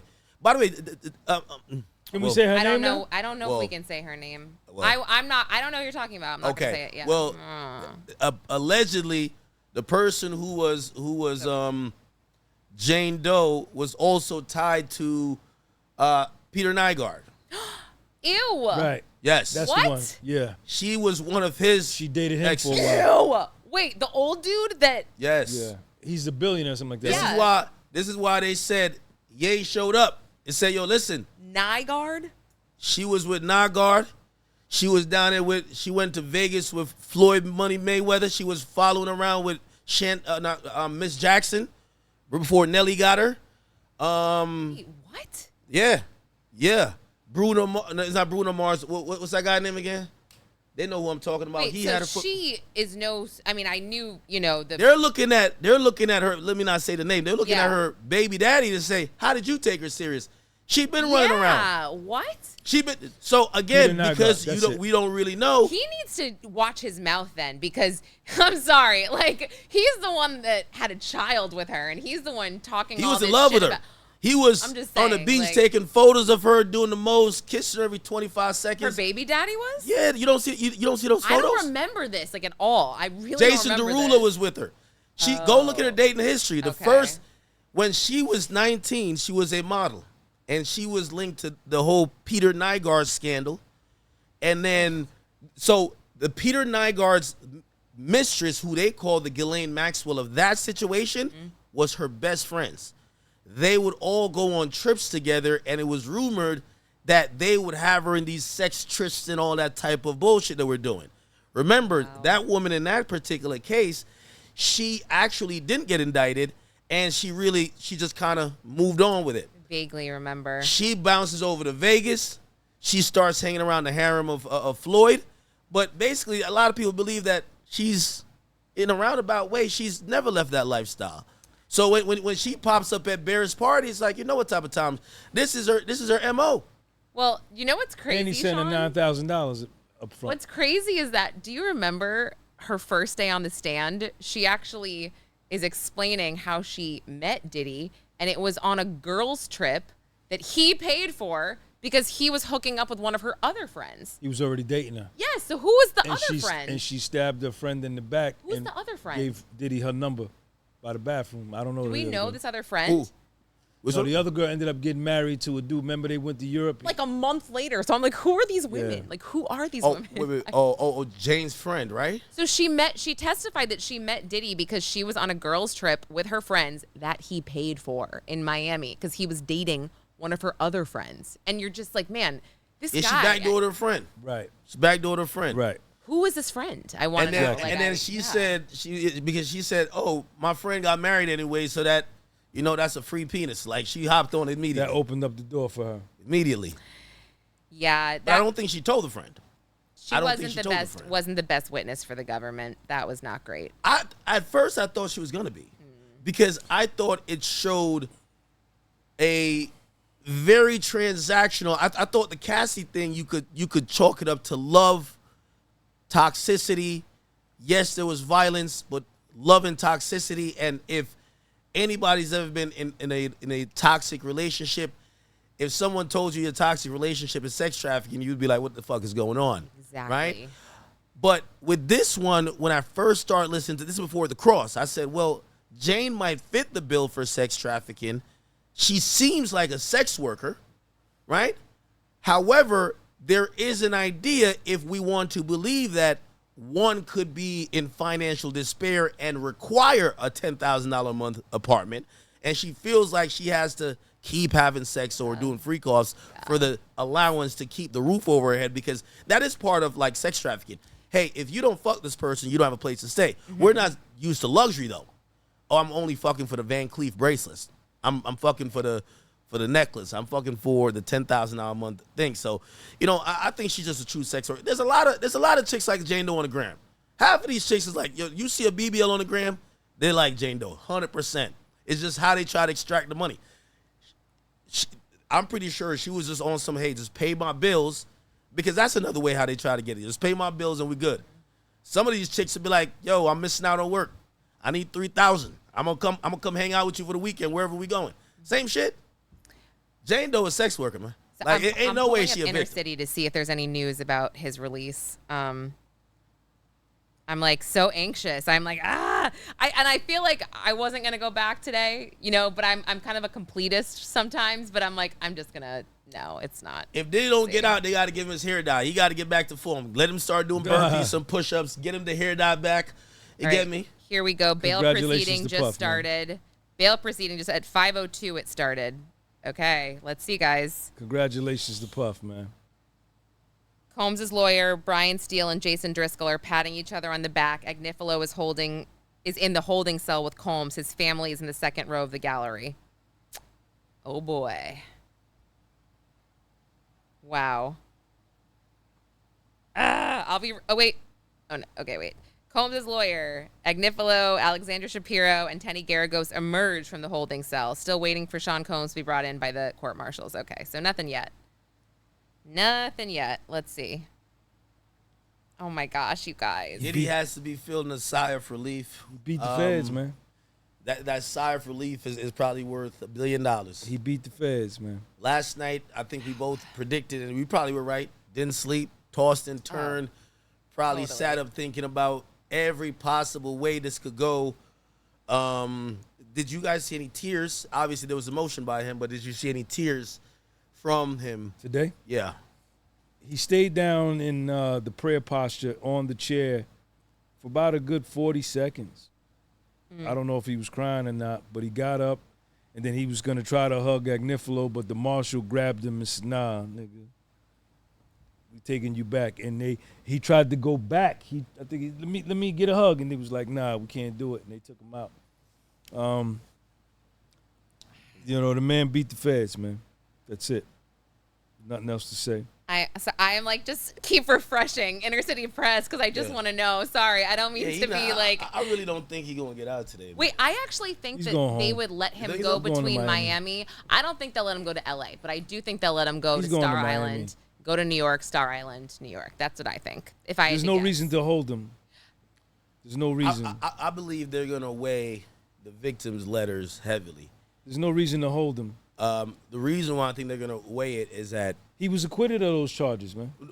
Yeah, for the things that might include violence, but still, Cassie's a victim of the prostitute offense, and I think they might look at that and be like, "Hey, you know what? We want to protect." Like the victim is literally writing a letter saying, "I don't think I will be safe," and other victims either. And then you have other witnesses say, "Hey, we risked our life showing up, and now y'all about to just let this guy go."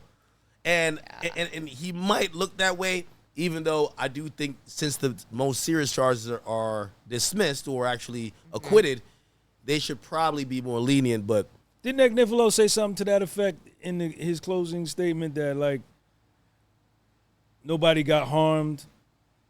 Yeah, well, the whole thing, like, kind of like nobody died, the police weren't called, the civil attorneys were called, the money lawyers were called. Has he never called the cops on Diddy ever? No, never.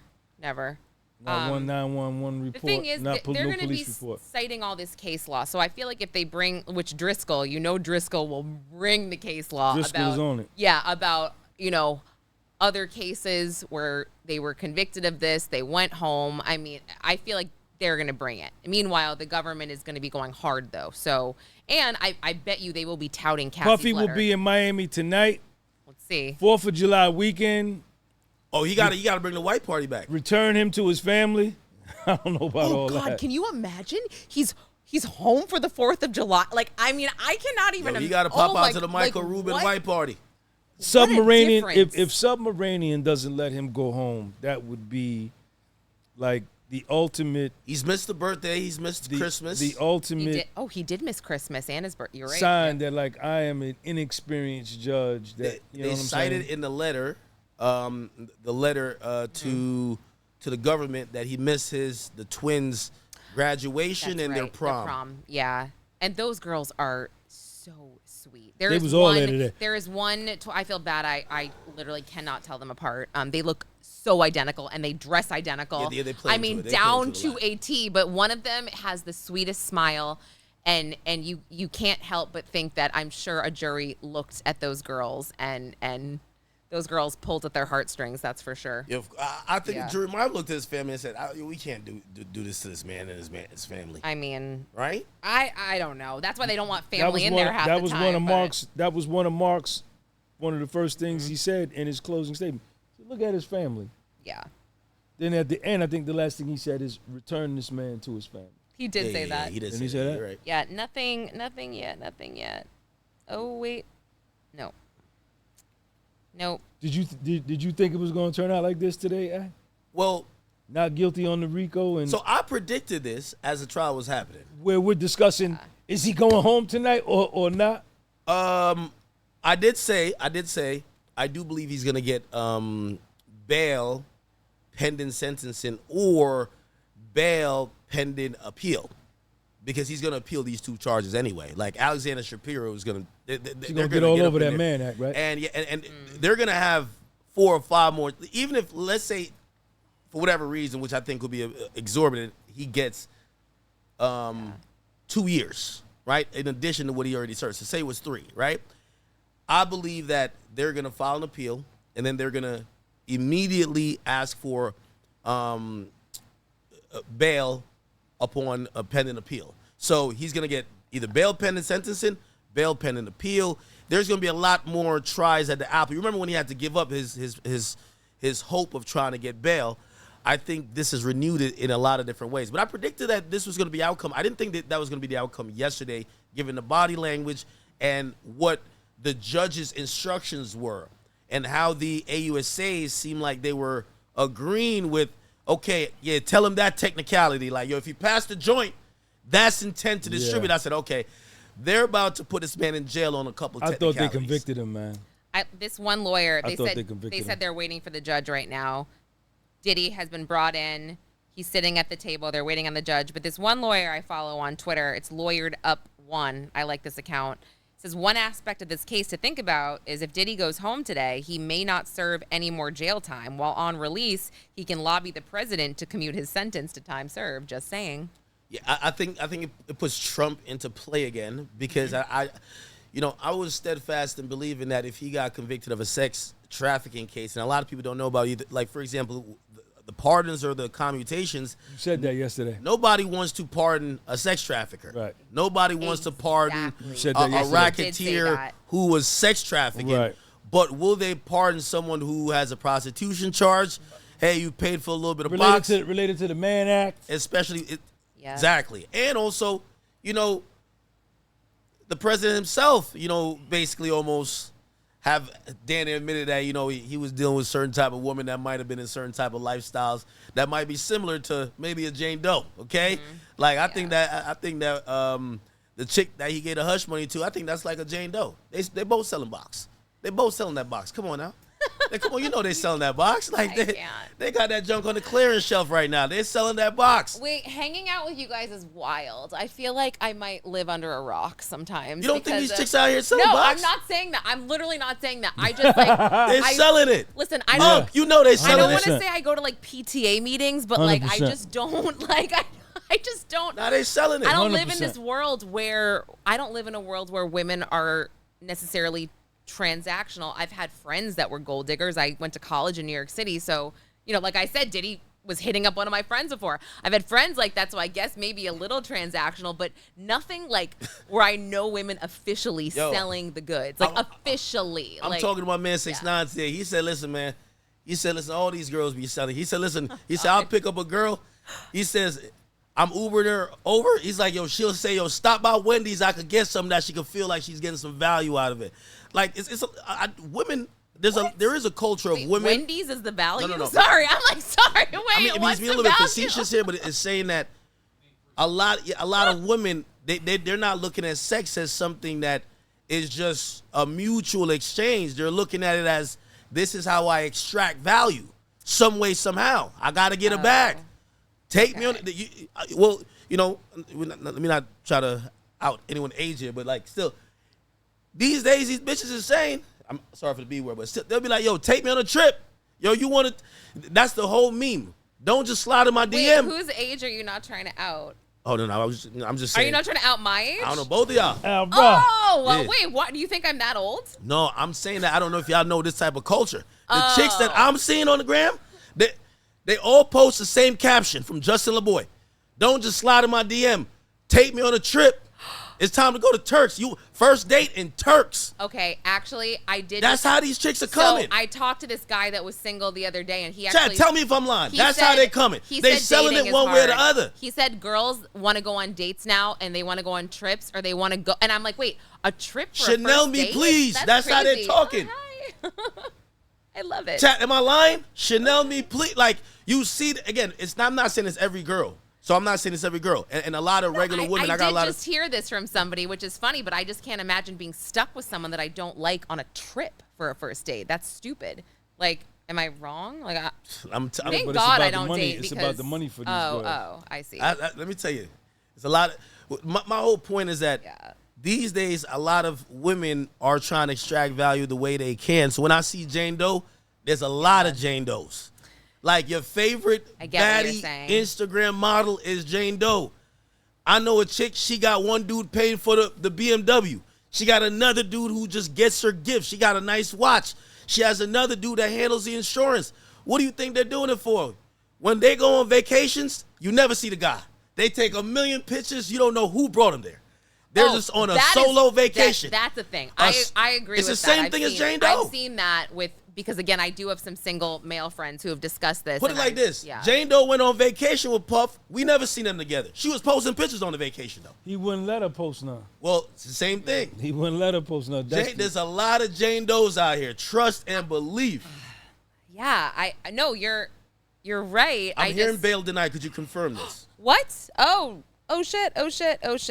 Oh no, that's gonna be drama. Okay, let's see. Somebody said kitty cat costs a boiled bag and an eighth of za. Bail is denied. Yeah. Bail is denied. I told you he's a give and take guy. I've read the parties' submissions and others. The jury convicted the defendants of count 3 and 5 for the following reasons. Bail is denied. Oh boy. I wonder what more is going to be said. It's because Cassie wrote that letter. The victims and then the witnesses said, why did we show up here to testify? He got to protect his court. They're saying if you let him walk out of here, you have just endangered anybody who wants to walk up in your court to testify against a high-powered person. Why would the judge laugh, though? Like, I'm telling you, the way he was acting this morning, he was like... He's probably a little bit starstruck. He was joking with Diddy, and he was like, Mr. Combs, I can see you really want to leave MDC. You know what I mean? Like, why you don't want to go back to MDC? Yeah, why even fuck around like that? Why bother with him, getting him excited like that, I guess, and giving him that false hope that... Yeah. Because I swear, he seemed like really jovial. Like he was going to give it to him. He seemed like it. I'm surprised. I believe it's the letters. We'll see. Did he orally say why? I'm pretty sure he'll write up a order on it. But let me see. I really believe the witness is saying, we are in fear. Why do we show up to court if this was going to happen? And then Cassie, her lawyer, is saying, well, why did I do basically saying I'm a victim and he's convicted of a offense that I'm a victim for. If you let him out on bail, wow, I'm pissed off. I'm just shocked. Again, I'm shocked only because he didn't sound like that in court. In court, he sounded like that's the same thing he did with the juror number 6. I mean, well, so that I guess I understand to a degree because he went back to the voir dire, but I'm telling you, like, you just had to see it. It just seemed like he was connecting with him on this personal level that... Agnifilo. No, the judge and Diddy. Like, Yeah, I was yeah, like, it seemed yeah. like he was... He probably was caught up in the moment, too, though. Caught up in the moment. This is probably euphoric. He's watching... This is probably... I mean, you guys are probably like... Bad move, man. Watching that visually, that's a one-of-one experience, you know? Bad move, man. Yeah, I think if he didn't say, give me a second to think about it and submit them letters, then all of a sudden, I don't know if Douglas Wigner was in court. Clearly, Cassie wasn't. But he was in court today. Okay. He's been in court every day for... Was Deontay Nash in court? I didn't see him. Okay, no. well, other people submitted No, letters. I didn't see him. I think if he was going off the moment, I think he would have said, could you tell me right now why I shouldn't let him go? And if he'd be like, oh, well, da-da-da-da. He's like, listen, how can we prevent flight risk? I'm not going to consider danger to the community. Most of those charges were included in the RICO or those. They went through all of that. Everything you're saying. I'm going to let him go, but I think the letters. He got to ignore Cassie. Cassie became his enemy the day she took the stand, man. I'm trying to see if there's any more details. What can we do? What can me and you discuss going forward when you took the stand against me and cooperated against me? Right?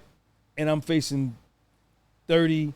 So if Puffy would have got convicted, Cassie's lawyer would have released a statement saying, congratulations, thank you for sending him to prison. I'm a victim. You know what I'm saying? That's what this is saying. I mean, I wonder if they'll expedite though his sentencing now. If she was, I'm sure that Agnifilo and them are gonna be making some phone calls. It's bad. Let me see what he says. Jeez, yeah, I'm sure he wants that. I mean, because sometimes sentencing isn't for like 6 months, so that's kind of wild. I wonder. I mean, at the end of the day, I know it's not the best of the best situation, but this is close to it though for him. The point is this. But at least he beat him. He still beat him. It's highly unlikely that this year, next time, he'll be incarcerated. I don't even think he'll be incarcerated when it comes to Christmas. Do you want to hear more what the judge said? He said, even if the defendant was solely required to show that he is not a danger to the community, he could not meet that burden. Prior to trial, the court denied bail and sees no reason to reverse that now. The defense even conceded the defendant's violence. His violence is depicted in the video of Cassie Ventura. The defense admitted this is a terrible moment. Domestic violence is the issue, and that's what she said. And it wasn't only that. There was the London hotel incident. That's what he said. And that's it for now. They're going to appeal that. They got to appeal it to the circuit court. You know, I don't think that video should be used. That video isn't even any evidence that goes towards the charges he got convicted of. That video is... Well, I would say that video is their second largest piece of evidence besides the baby oil. And you know what I mean? It goes to other charges. Exactly. Yes, exactly. And the charges he got acquitted of. So it's like, if you try to charge me for gun possession and then you say I'm acquitted of having the gun, you can't then just bring it back up and be like, but we thought he had a gun. I thought you said I'm acquitted. So well, again, you're right in this case that this is not an assault case. This is a trafficking case. So it is interesting that the judge is bringing this up, right? It's only interesting because when it comes to bail, it's so discretionary. Yeah. They don't necessarily have to use things that completely directly connect.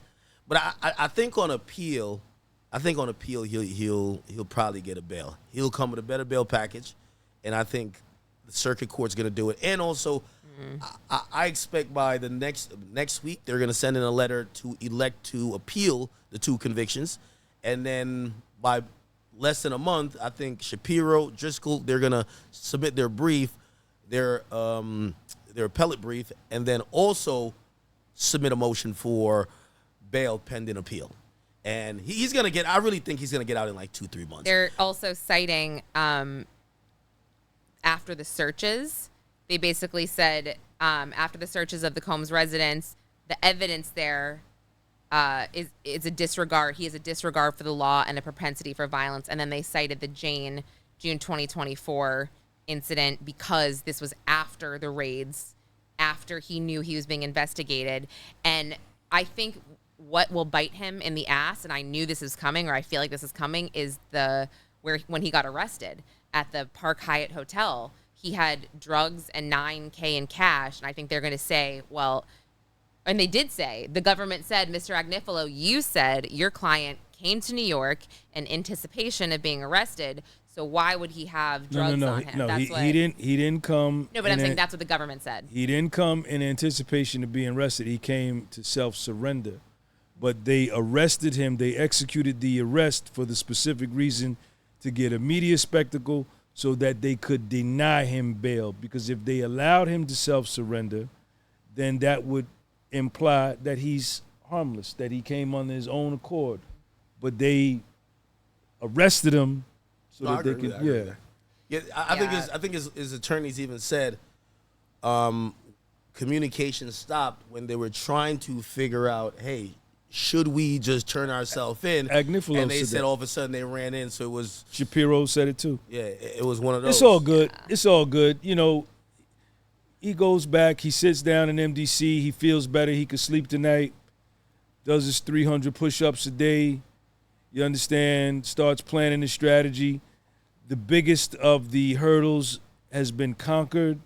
Do these days go by? You were talking about when you had gotten convicted, and you said before the conviction or the sentencing, actually, you were going through it after the sentencing, knowing what you knew. You said the worst part was not knowing. Do you think that now that he knows, he probably has a max of like maybe a year, do you think he's going to sleep better? Do you think he's going to handle his time better? 100%. He's relieved. His blood pressure is down. The depression is lifted. He'll go to sleep. He'll now he can talk on the phone, and he can talk with his daughters, and they both know, and he knows, I will be home soon. It's not 20 years. It's not 15. It's not 30. He'll work out 2 times a day, and he will look at his life and look at this federal case as like stepping in gum in the middle of July at 90 degrees. You know, you keep walking and the gum doesn't come off your shoe, right? Because, like, he should be going home, but now they're holding him. So now he's got to file an appeal into this, you know, and this will just add to, I hope, his self-reflection and, you know, to look at what Cassie is doing, to look at what Cassie allowed her lawyer to do. And she can't say, I didn't tell my lawyer to send that letter. I'm pretty sure for her to say that, her stock is so low, right, in terms of people that don't condone losing your integrity. Do you think she's worse in your eyes than Jane Doe in terms of, because I feel like you describe this as betrayal? 100%. 100%. 100%. You don't get on the stand and testify against your friend, man, if that's somebody that you love or that showed you love, right? You don't do that, right? No matter what. And if, according to what Lauren was saying, she wasn't subpoenaed or forced, which I don't agree with. So you voluntarily went to do this to me in front of my mother, kids, and you knew that my penalty potentially was 30 years, and you came and did it anyway. Me and you can't go half on a pack of gum for the rest of our life if you put up 26 cents and you should show you give me 24 cents. Can I ask you, though, were you really not moved when she talked about how Diddy stomped her head in so badly that D-Rock cried? You don't do and that. She was vomiting. But you Cassie, really have no sympathy for her at all? Right, but Cassie there are blatant lies in her civil suit that... But I didn't ask you that. Do you have sympathy for her when it comes we don't really know if all of those stories are true. We don't really know. This is her testimony under direct, right? Was this like memorialized in text? Having to meet with the government. Half and half, let's say. You understand? So you don't do that. Jane Doe, the same thing. You don't do that. Do you have any empathy for Cassie? Thinking back on those instances where she would be vomiting because she was beat so hard. People cooperated against me, man, that I helped. My son's mother cooperated against me. How's your relationship with her I'm now? sorry. We ain't got no relationship. She was my secretary. And she stole custody of little Sean from me, helped the feds cooperate against me, send me to prison. I had done everything. She was dating a guy at the time. I had about 6 or 7 girlfriends, but I had a main girl. My main girl did her hair. I was fucking both of them at the same time. Did they know? Yeah, they knew. Oh shit! It's like Jane Doe and Gina. So you help them. You go against me and your son, right? And then 27 days before I go to self-surrender, you take me to court in Paterson, New Jersey, and file for custody to take him from me on paper. When I paid everything. Right? I took you to the emergency room. I carried you downstairs. I took you to the emergency room. I bought you I bought everything. I sent you and your kids. I paid round trip tickets for you and your kids to go to Dominican Republic. Paid you while you was there. All the shit I did, and this is what I get. And then you steal custody from me? No. What can we do going forward? Nothing. Nothing. And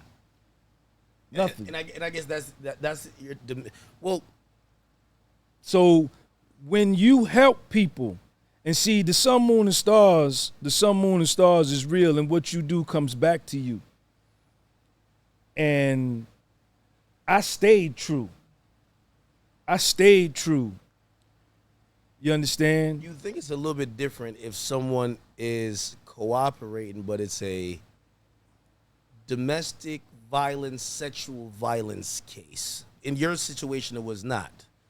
In this situation, I think the empathy comes with thinking that maybe she was taken advantage of sexually, and that is why, you know, as well, she now said, you speculating. Now, well, that's what she testified or tried to testify to. Now right? you speculating for Cassie. My mother was a victim of domestic violence. I watched it in my house, so I'm not, you know, dissing women and saying that what Puff did to her was all right. He's guilty of assault, 1,000%. But you understand, you got your $20 million out of him or whatever, and you still on this, you know what I'm saying? But listen, what you put out into the universe come back to you. And everything that was done to me, and when I got ready to get released, Sean's mother wanted me to see if you could come. You want to get released here to my house? I said, hell no. For what? And what was done to me Was she trying to ask got for done to forgiveness? her. What got done to me got done to her. What do you mean? Worse than what got done to me. What do you mean by that? What goes around comes around. What happened to her? You just what goes around comes around. Wait, you can't just say that. Give me a hint. Is she in prison? What goes around comes around. What you do. You think that Cassie's what karma you do comes is back to you. due to? Why are you not Bite her. asking him more? Aren't you curious? Well, I mean, I it's don't a family understand. How do you business. just? I know how that go. It could. Can I not ask you? You can ask me whatever you want to ask me. Is she in prison? Is she in the ground? Well, I literally, I don't understand. The sun, moon, and stars is real. And you don't play. Can I get a Red Bull, please? Oh yeah, water Red Bull. You don't play around with kids, and you don't play around with old people. Right? You don't do that. And people that get down with you like 4 flat tires when the times is good, you got to get down with them when the times is bad. You don't do that. I was left for dead, kid. Did you ever think about forgiving her? Maybe she felt she had no option. She made her own decision, but she felt she had no option. You ever thought about? Nah, I hold grudges. I'm a Pisces man, need and I anything? never forget. I'm good, thank you. I mean, I do need something. I need the more answer. details. No, I will respect it, but I will be thinking I about hold it. grudges. I will be thinking about I'm it. a very sensitive man, and if you fuck with me, I never forget, and I believe in revenge. Do you believe that Cassie karma is to come, or do you think she already got it? Just keep living. Keep on living, and watch what happens. Puffy won. Cassie, Puffy won. Puffy won. There was no asset forfeiture. His daughters are there. Everybody is there. And let me tell you something. Like my son's mother, like I say, she was involved in my business. She knew my entire business, and she knew my personal life. So she knew everything. And sometimes the sun, moon, and stars will step in and rip you out of a situation that you can't make the decision to get out on your own. And he rescued me by sending me to prison because it got everybody away from me. When I went to prison in West Virginia, I was by myself, isolated. And I was left for dead, and nobody thought I would ever make a comeback because nobody had ever really seen a young nigga like me, 38, 39 years old, that made $1 million legit in business as a real estate broker and trading options, right? So I was an anomaly from the people didn't believe, you know what I'm saying? And then when I took my fall, people thought that nigga never come back. And then when I got out and started window cleaning, they used to laugh at me. Look at the window cleaner. You understand? But how somebody else perceives you and how they look at you, that was never my reality because I knew I was a fly nigga before meeting you. Did you? So I listened to Bradford Cohen. He made a great point, and his point was, he says what he hopes for Diddy is that Diddy takes stock and he looks around and he realizes all the people that showed up to the party, all the friends that he helped out with jobs, opportunities, gave careers. He says, not one of the artist friends showed up to that damn trial except Ye. Not one of them. Not one. Not one of them said. Nobody came to court with He me. said all of them came, they ate the free food, they drank the free liquor. But when it was all said and done, it was just Kanye his West family there and Charlucci, one person. Charlucci and Kanye West. Yep. And he says that's how he needs to take stock of that and move very differently. Little Sean was the only one that came to court with me. He was 18 months old. We caught the train from Jersey City, Journal Square, to Newark, 50 Walnut Street. Nobody offered. The phone went dead, and I went to court. I got sentenced, and they gave me 60 days to get my affairs together. And I flew on a one-way flight to federal prison, my own nickel. And I got one visit when I was there, and that was my mother and Little Sean. That's it. Nobody. My main girl, she didn't take none of my calls. Does he remember? Huh? Does your son remember? He doesn't remember. He was little. He was like 3 when I left. But the main chick stopped answering. As soon as I got there, I called her. She didn't pick up the phone. My mother gave Little Sean's mother $800 a month for 15 months, $11,000 for child care for Sean. She took Sean, put her on her tax return, got the earned income credit, sent me $50 the whole time I was in the joint. And when I got out, 2 months later, she got evicted for non-payment of rent. And I started fighting for custody for them right there. And she said, you could come get released to my house. I said, bitch, I'll never come over there. You know, but I had let it go. I used to be bitter, but I let it go. You know what I'm saying? You think Diddy's bitter today? Nah, I don't think he's bitter. I think he's heartbroken. I think Cassie, Jane Doe broke his heart. Everybody, Capricorn. But it was a heartbreak that he needed. You know, none of the artists that he signed to his label that used they wouldn't to even be talk about him. That used to be on his Instagram, feeding off his clout and his followers. They wouldn't even. Oh no, they G-Dep came. G-Dep came. Yeah, he came. I forgot about that. He didn't came even once, come down there to show up, and he's looking. And this is what he needs to reflect on, and I guarantee you, he's reflecting on it. I think maybe the bail being denied could be a positive for his sentencing. Just a thought, right? I mean, maybe that'll go into, well, you've already served a year. We're only going to sentence you. I mean, that it could be a good thing. Because imagine getting a taste of freedom, like, and then having to go back for 5 years or something. That would be insane. He's not going to get 5 years. No, but I'm just, do you know what I'm saying? Right, hypothetically. Like, it would be, be messed up. I don't know. Is the I don't think he'll get 5 years. Is the Southern District of New York done with Sean P. Diddy Combs? I think this is an embarrassing loss.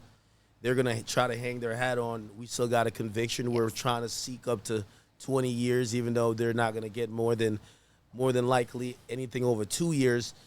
But the idea that, or the perception that you could walk into the toughest district in America and beat a RICO charge is asinine. It's crazy. And I'm wondering if he beat a RICO charge in federal, and I'm wondering if they would try court. Wow. In federal court. It's an insane and statement. It ain't no win. And it ain't no win for them, Akademiks, because they have been assassinating his character in public opinion for the last year and a half, saying my man was gay, right? That he dealt with little people, right? And what came out on the stand is that the brother ain't gay, that he had 9, 10 women, right? Bah. Telling us that all of this bad stuff, and none of it proved to be true, right? And he took him to court. They said, we're going to offer you a plea of 15 and a half years. He said, man, crank up the jury. Crank it up. And went to trial and beat him fair and square, and they cheated the whole time. Do you think that Diddy's more disappointed in Cassie taking a stand or Jane Doe? I think he was at the lowest point when Cassie. This started to happen. Same. And it came out in testimony that Jane Doe is sitting right next to him. Jane Doe is sitting right next to him as this all starting to collapse, as he's having a think tank, and he's looking at her and confiding in her. He's laying on her, comforting her. Jane Doe approved his apology video about the CNN video. Do you remember that? Lo and behold, she looks at him and says, you don't know, I'm going to be up there too. I'm going to be up there too. Like, this is Judas. It's like, I'm going to be up there too. Don't you worry. I think with Cassie, he knew there wasn't that relationship anymore. And he probably knew she was desperate. Loved Cassie. He did love Cassie. But Cassie already went to extort him for the money. Cassie already went to extort him for the money. So Cassie already was playing ball differently. I mean, I wouldn't call that extortion. That's extortion. I mean, it was a civil lawsuit. Did we ever see the book? He paid. But I'm saying most civil lawsuits are extortion. I mean, you can call it that, but legally, let's just call it a civil suit. Because it's sent a demand letter. If it's not extortion, then what is it? I said it's a civil suit. And sure, civil suit for what? For the damages that he caused what her throughout the year. Do I need to say them again? Stomping her head in a car, giving her multiple black eyes, splitting her eye open. I mean, threatening her to release sex tapes of the the list goes on. Like, you can't sit there. Like, I respect all of your opinions, but you can't sit there and act like this man is an angel, because I have said truthfully and honestly that I felt like many parts of this case were ridiculous. I have said that, okay? But like, you just can't sit here and act like he's done nothing wrong and that Cassie is the devil. It's just not fair.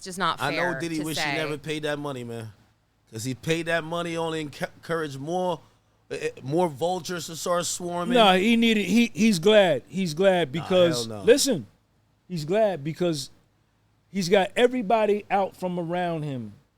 Everybody has revealed themselves. Yeah, everybody did play their hands. Everybody in his life who he thought was his friends has revealed to him that they are not his friends. I agree. And there is no other way that he could have got to this realization. There was no other way that I could have got to my realization unless I went through what I went through, which was to be knocked all the way down on the ground. And you find out when you sick and when you in trouble who love you and who don't. So now he knows 1,000%. And he gets to start all over. He gets to start all over. He's still got some startup capital. And maybe he doesn't want to get involved in the entertainment industry again. That's fine. But he'll be fine. He'll be fine. And now he knows what it's like to face death, because he was looking death in the face, looking at a life sentence. And they were going to send them probably to a maximum security prison, a USP, where you got to take showers with your boots on, right? And have a nigga watch your bunk while you take a nap. You wasn't going to probably go to no low, not with them charges. So he won. He won, and 100% he won. Of course he did. I mean, yes, he's the winner. This is his day. Granted, denied bail or not. Oh, look, Kim, thank you for the 100. Sorry. No, that's really nice. Yeah. And you know, and you know, he has a new blackboard with a brand new box of chalk, and he gets to write all over again what he wants to do. And he's only got one true friend in the world, and that's Kanye West. That's his only true friend. If you didn't come down there and this nigga did features and executive produce your albums in the 90s when your career was dying, if he didn't break you as an artist and introduce you to the world, your first 2 albums were critically acclaimed and now you starring in movies, you did not come down and check on your friend when he needed you. Because sometimes, that's why I went into 26. I went into 26 one time because I wanted the nigga to see me. And I wanted to make eye contact with him. Because sometimes that's all you need is for a motherfucker to say, damn, that nigga came. And that fills your cup up one more day. But when you don't show up, there's nothing you can explain to me after that. Niggas was trying to explain to me, yeah, Sean, man, I heard you was in, man, I was going to send you something, man, but I didn't. I said, man, you could have went online. You knew that I was in prison. The gossip committee told you. You could have went online. Found my registration number. Lauren, you could have went online, found my registration number, and sent me $4 so I could get me a pack of tuna fish. You didn't do that. You could have wrote me a letter and said, man, how do I get in touch with Sean's mother, so I could take him to Burger King and get him a Happy Meal for $3.84? Do you know how that would have made me feel? But nobody said nothing. But now they see me with you. Yo, Sean, can we collab? Yo, nigga, can I get on your platform? No. Damn. No. Isn't that funny? Everybody wants to be with you when you're on top, but nobody sticks with you when you're on the bottom. Hey, by the way, Eli, thank you for the 20. Says, yo, Unc, I got to show you much love, man. You've been through a lot, and you a real OG. It's act, you a real one for putting these 2 great reporters on. Shout out to Lauren. They are the reporters for the real one. Much love to you all. I'm telling you. That's the side I don't think people have realized. No, nigga. When you sitting, when you laying, you sleeping. I'm flying to Africa. I fly back. I fly to Egypt. I stay 3 weeks. I fly back. I look up Sudan. I fly back to Sudan. I fly to Brazil. I'm flying all over the world. I'm buying $3,000 Hickey Freeman suits. This is one of them, custom-made suits. I'm standing up there, the dude sewing the suit on me. I got American Express. I'm smoking cigars at Club Macanudo on Park Avenue. And then I get reduced to a prison bunk in a mat like this. 5 pair of drawers, 5 pair of socks, 3 pair of pants, 3 shirts, 2 long sleeve, 1 short sleeve. And you go to commissary once a week and get some stale ass commissary. And you sit back and you reflect, like, what happened? Right? And you come back from that. That is what is the black soil and the water and the seed to start your comeback process, like the phoenix destroys himself on the pyre. Then from his own ashes, he makes himself anew and he rises to live again. Do you think, as you said, you believe there are so many people who lied on him and betrayed, so you think karma's coming back for all of them? I don't know what's coming back. Puffy won. And a lot of them are saying now, they didn't think the nigga was going to win. I didn't think he was going to win. You didn't think he was going to win. Yesterday I didn't. Nobody thought he was going to beat the feds at trial. And he beat him. Now everybody's saying Jane Doe is like, man, Capricorn, this nigga won. And I can't ask him to help me buy a light bulb to put in the bathroom. And this nigga would have did anything for me. Now I can't ask him for nothing. And Puff needed this. He needed this to see. Do you think they were using him then? 100%. Niggas use you. They use me. And I ain't nowhere near you. They gonna start using Lauren. I don't think anyone will use me, but They gonna start. Let your shit keep growing. Watch what happens. I mean, I just have to say, like, I did cover this from an unbiased perspective, but talking to my family members and my husband in private, I came home a lot of days, and I was like, so again, I had to sit there and remind myself I was at a federal trial because the government, I mean, David James was on the stand, and you got him saying, oh, Diddy was mean to me. He got in my face and he yelled at me. And you're like, wait, is this forced labor? I don't know what we're talking about now. We're at a federal trial, and this guy is saying his boss It's like was there was mean a to charge him. for him being an asshole. Well, it was just so weird where I was just like, can we move on because you're wasting all of our time? It's funny because like, some of them also in the same breath says, like when on cross, it'd be like, was he a good motivator? Was he this? Was he that? They were like, yes. Yes, He got the exactly. best version out of me. George Kaplan yes.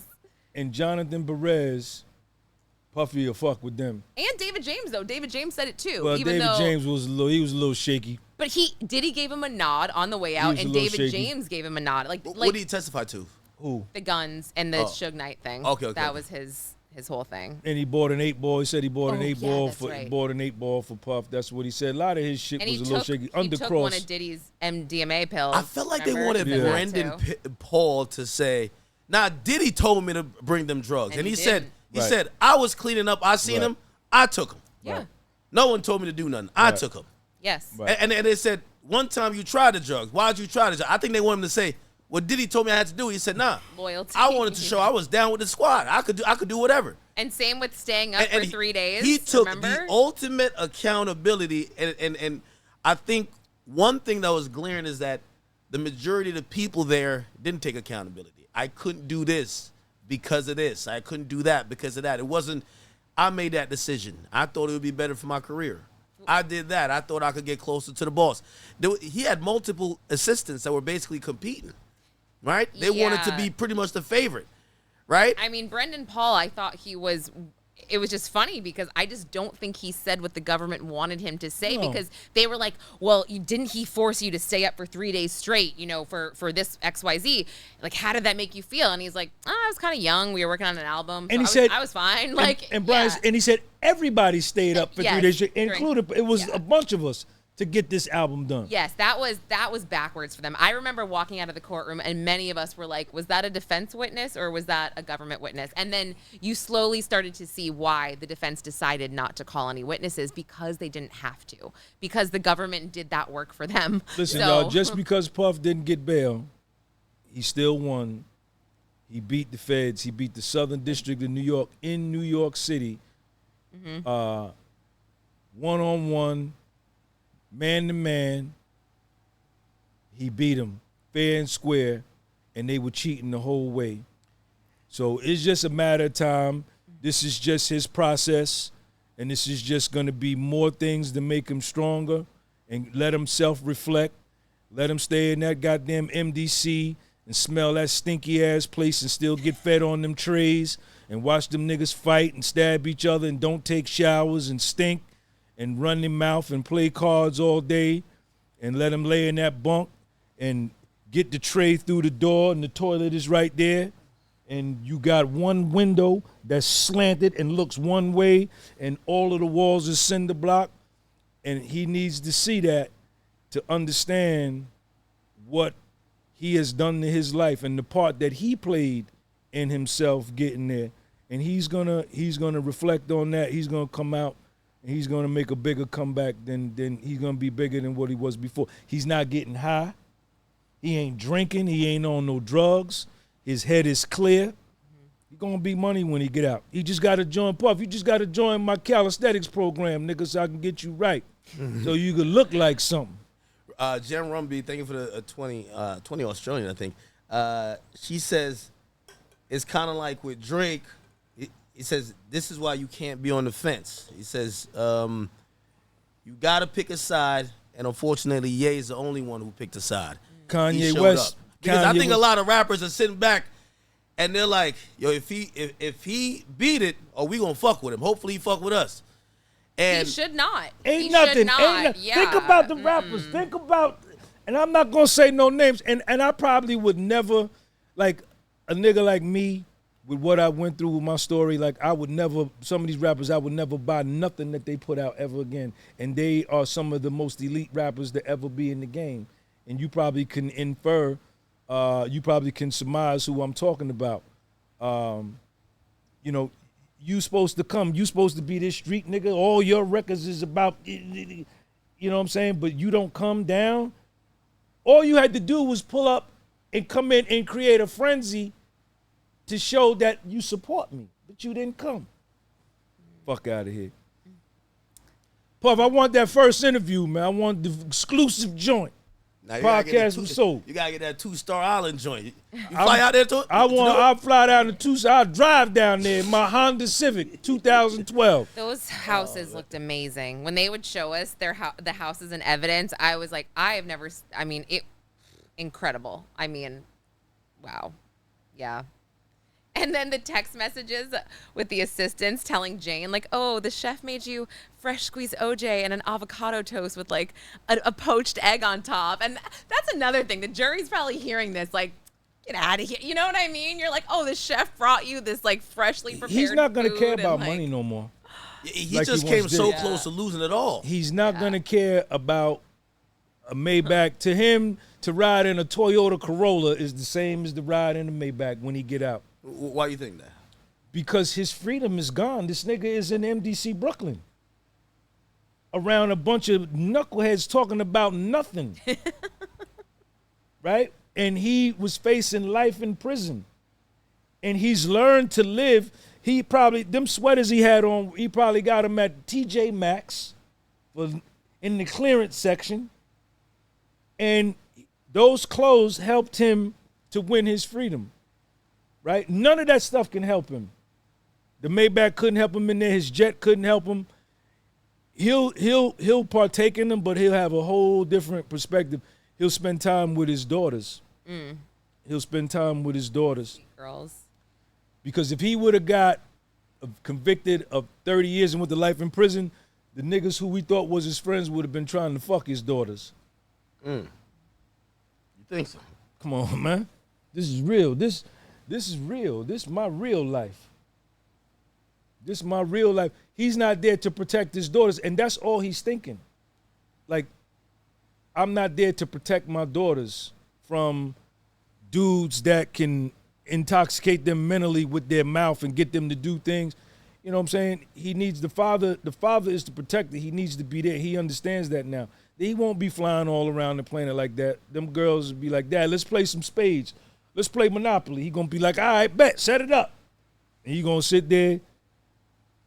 Puff, it's $1 million deal. Here's a $2 million. Man, I'm playing Monopoly. You think he's gonna lose some of that materialism that maybe? It's gone. He doesn't. It's not necessary. I don't need. When your self-esteem is high, and your confidence is high, you don't need material things or things external to you to make you feel like you all that. Right? Because you know you all that. Right? I can pull any honey, man. Anywhere on a skateboard that my man may need to pull up in his Audi to get her. But once she look at me and once she talk to me and she listen to my mind, she gonna say, baby, can you skateboard to my house? I'm gonna cook you something. It's who you are, man. It's who you are. I thought it was material shit. Money was my religion. Money was my religion, man. How much of a monkey wrench is this verdict in the witnesses' potential or current lawsuit? Like, for example, Dawn Rashad, she gets exposed. Expedited sentencing. Expedited? Yep. Sorry. Tuesday, a hearing. The bail application is denied. We'll receive, hopefully, a joint proposal on expedited sentencing on Tuesday and a hearing at 2 p.m. So, and then it was adjourned. You going down there Tuesday? No.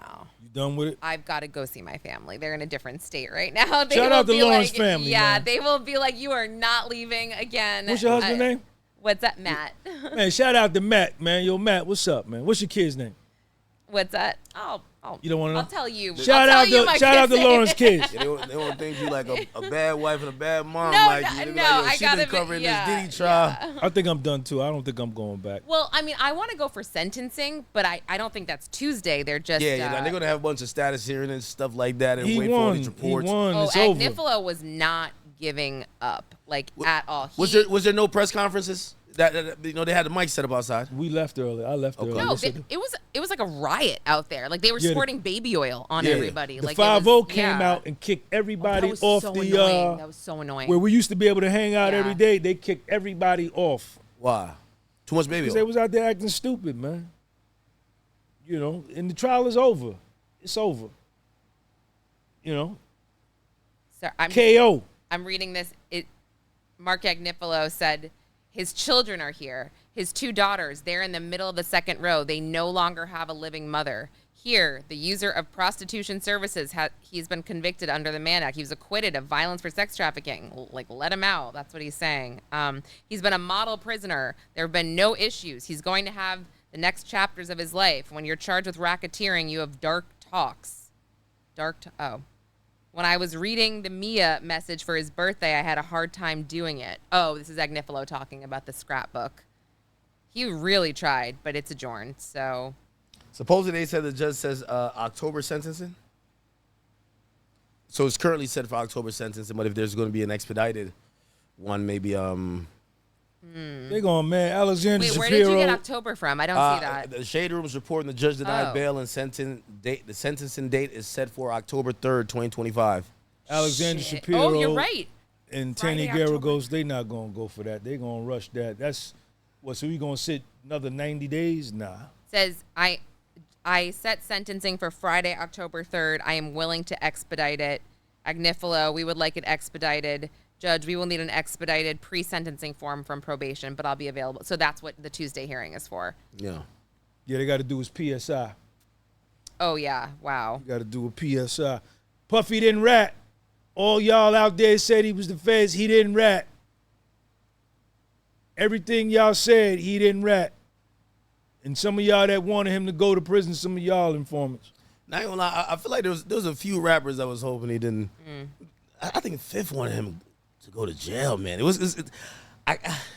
That energy felt a little bit odd. It's like, because 50's a street dude, but like it felt like 50 was just like, I think he even wrote in a caption, he says, enjoy the 20 years. You a real nigga, you can handle it.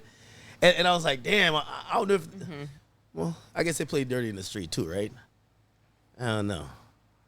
But I'm just, there's a hearing next, I mean, this is going to be ongoing for a while. I may keep covering it. Because my people they're going to be like, Sean, you got to go. It's Tuesday. I mean, you might, if you're here, you might as well go. I just won't be in town. that day he walks out of that MDC, because I think they are going to give him time served.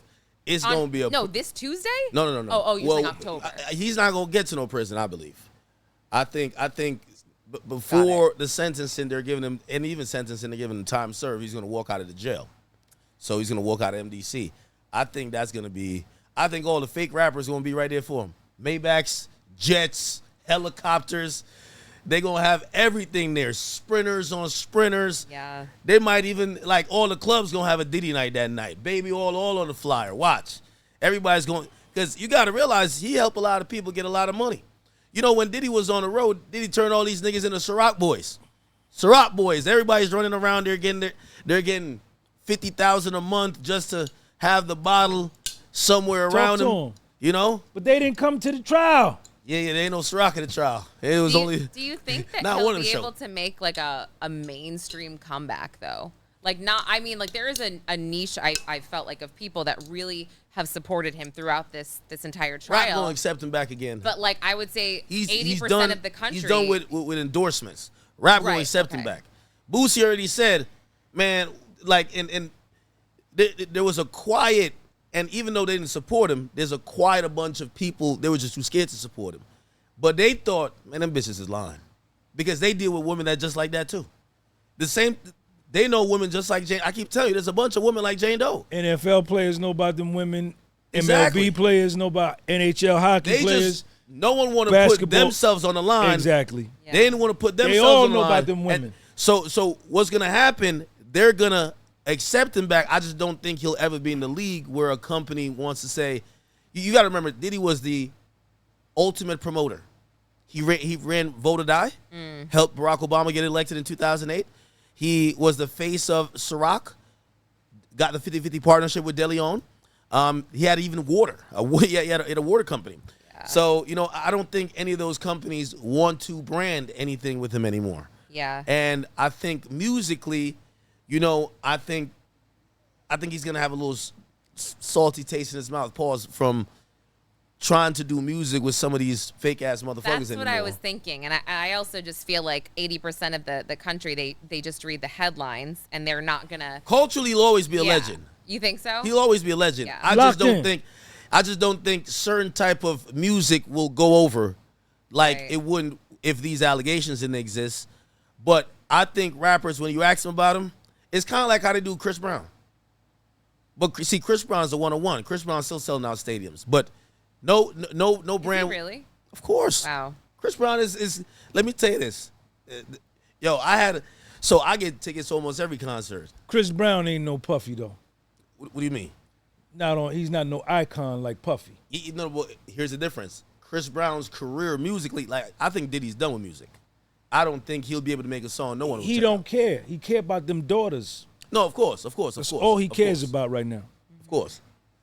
But what I was saying about the difference with Chris Brown is that through all the cancellations and isolation in terms of brands and everybody who didn't want to touch him, he's such a prolific and once-in-a-generational artist that his career really hasn't been hurt by it. I think Diddy will always have money, and he'll always be an icon. I think if he had got convicted, it would have been more of a mixed opinion, like how they look at R. Kelly. R. Kelly is the greatest songwriter in history in R&B.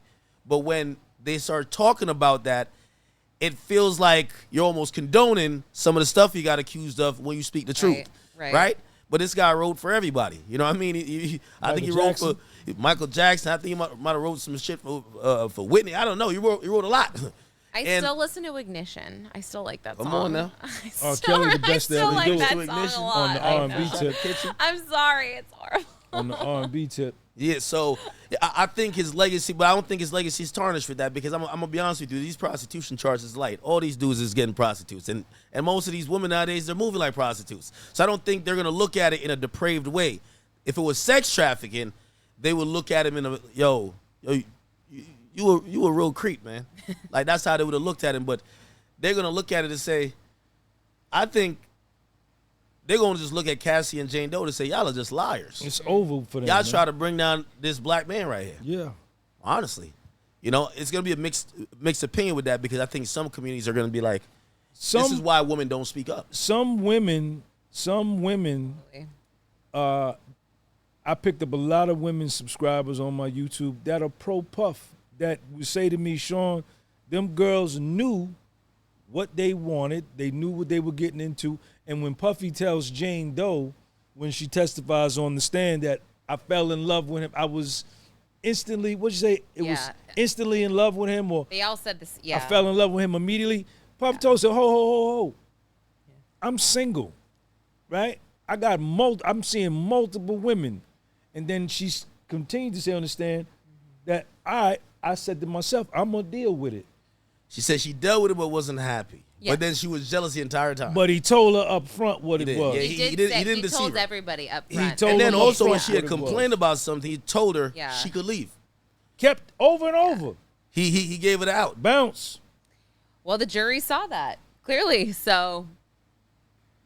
Yeah, no. He won, man. I mean, I'll read some donations here if there's any.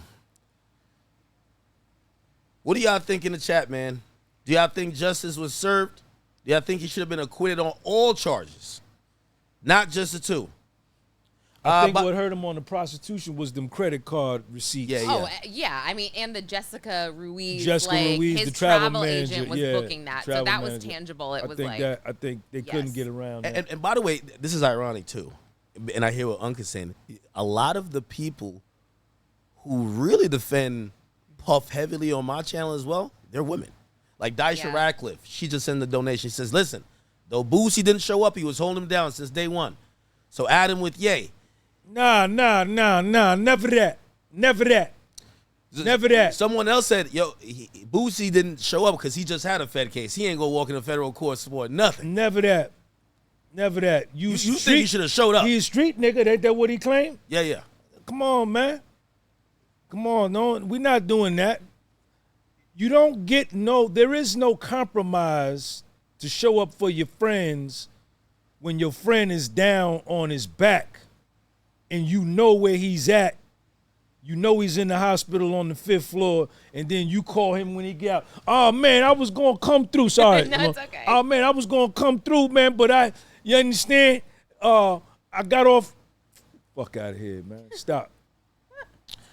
Faye says he ain't free on all charges. He's going to do a couple years. I said highly unlikely. He ain't doing no couple years. Sentencing is in October. Even if it doesn't get expedited, it's going to be officially a year plus.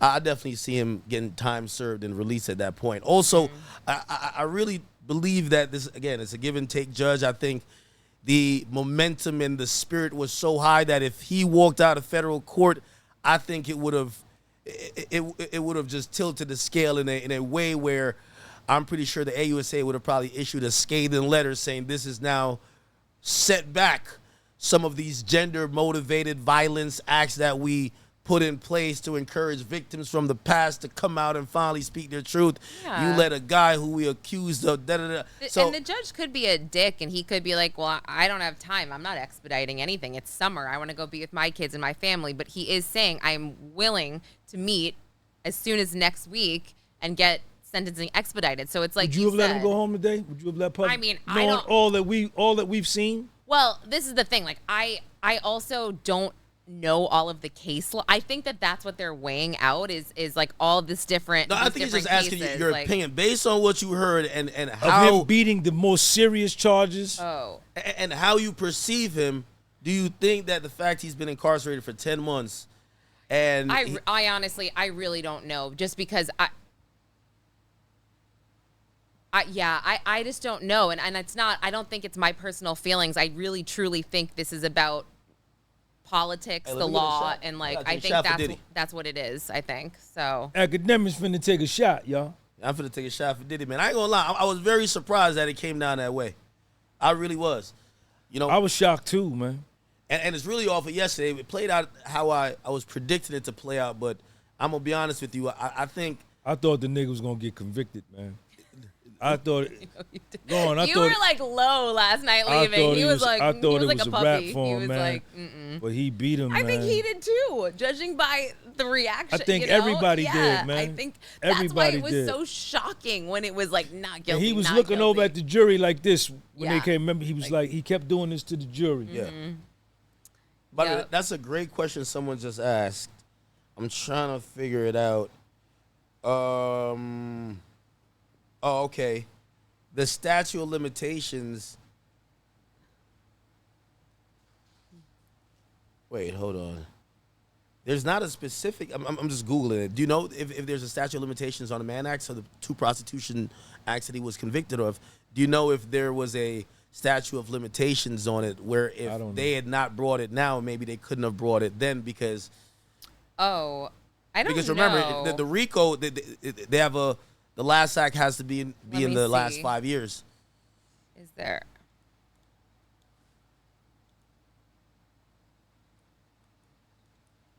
How you feel, Ak? You would have let him go today? Yeah, this shit On was bail? bullshit, man. Shit was bullshit, man. I think the jury spoke their piece, man. Listen, and you know, I'll be respectful to, you know, Cassie and Jane Doe, but the jury basically said, y'all were hoes, man. Y'all were lying on that man. Y'all did these things willingly. And that's the basis of the case for me. That's the basis of the case. Y'all pursued him after when Damian Williams did the whole speech. This is a man that has been taking away the rights of women to make consensual choices regarding sex. He has been sex trafficking them. Don't throw in some bullshit in the 90th minute and then tell me this is why we need to still keep him. No. Once the objective is out the window, try and come back again, or really don't try again. But, you know, I hope this AUSA Comey doesn't try to. I feel like she's going to try to cook something up. I feel she gonna try. She's She gonna start going angry. over She's jail going call logs. hard. She gonna go over jail call logs. She gonna go over taxes. Oh, she gonna go you're over right. everything to say we ain't letting him out before October. And when October come, I gotta figure out a way to give his ass at least 2 years. I think you just nailed it right there. They are going to have their team go over those Comb call through logs dating back to God knows when. They even brought this up as to wanting to get some of those calls into evidence. So that's crazy. And I don't think the judge allowed it, but that is a really good point. Hopefully for his sake, he didn't say anything or. You know, it was funny, and I talked to the guy who cooperated, which is 6ix9ine. He said, "Listen, let me tell you about the Southern District of New York." And he said, "I told him." He said, "When they are not done with you," he says, "they've raided my house 2 times. They found a way to get me locked back up. That's why I was with Diddy, because they gave him parole, and then they found a way to get him back into the system." He says, "When they feel like you've got over on them, they don't just walk away. They find a way." And I'm wondering if that's going to happen, because I think Comey, this is a very embarrassing look for Comey. For all 6 AUSA, Emily Johnson, Slavic, the other 3, this is an embarrassing look. And I just don't think that they just walk away with this. And they gave it their all. They did. But again, But it was a case they couldn't win. I don't think it's an embarrassing look for them. I think it was Damian Johnson. It was Damian Williams. But It was a bad case.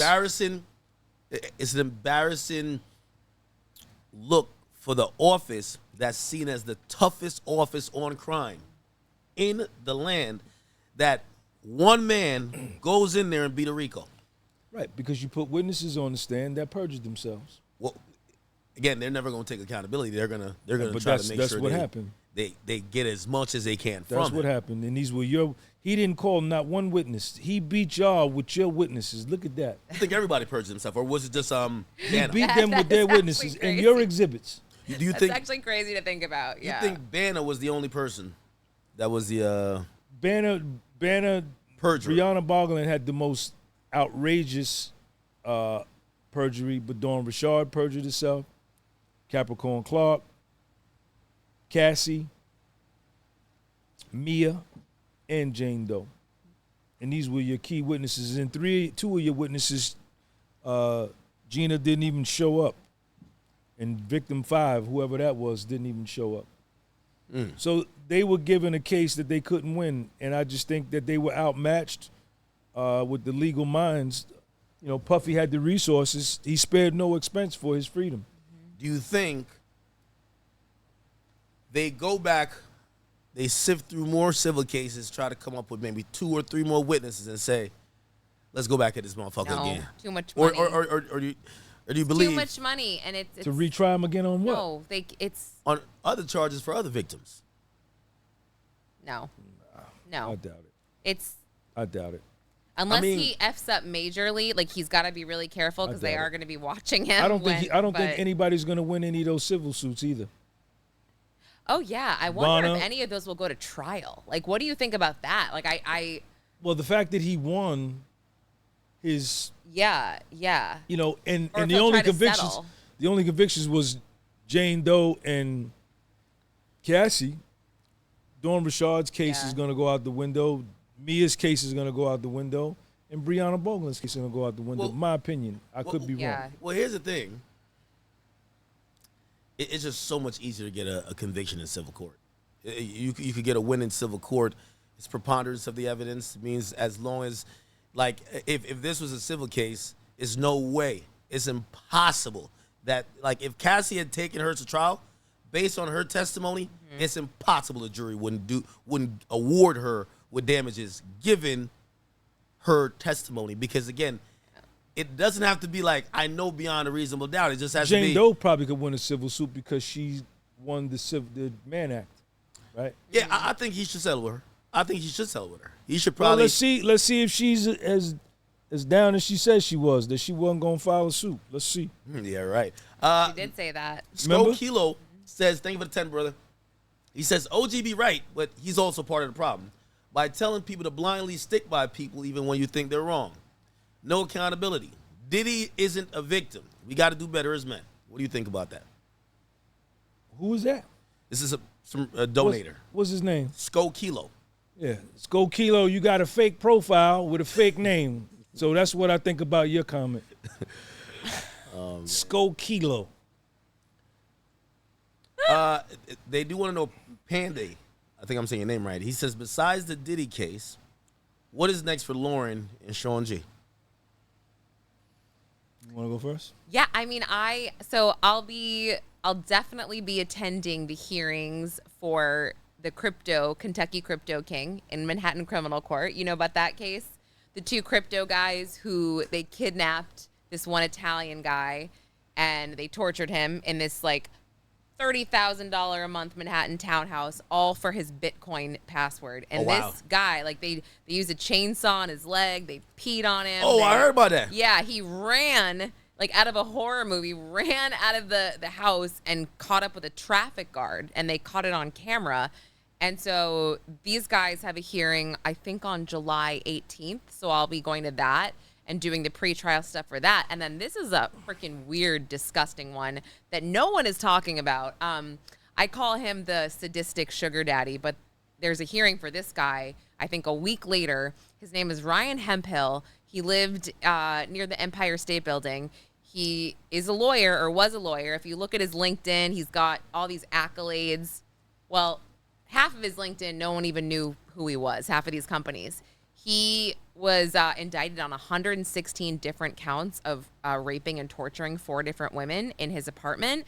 And he had, they found a cattle prod. Like, he was burning women and, like, with this, like, cattle prod. Horrible. And the DA is actually still asking for women to come forward. He was meeting them on websites like FetLife, which is, like, the fetish one, and sugar daddy sites, telling them how rich he was when he really had no money at all. He's broke. Like, so he is, that's another trial coming up. And by the way, are you know which one? I don't know if you cover civil cases, but I think, you know, again, this is kind of how it got started. This is how the Diddy case got started. Obviously, that was Douglas Wigford, but this one is Tyrone Blackburn. He filed something against Fat Joe. They trying to keep saying Fat Joe was fucking all type of kids, which obviously is probably just bullshit, but they're running the same play, very explosive lawsuit, which, by the way, lawsuit, it's crazy. Which, by the way, it's too unbelievable. I'm sorry. It is so, like, I'm not trying to say this guy's lying. I wasn't there, but, like, when I see the number 4,000 times, really?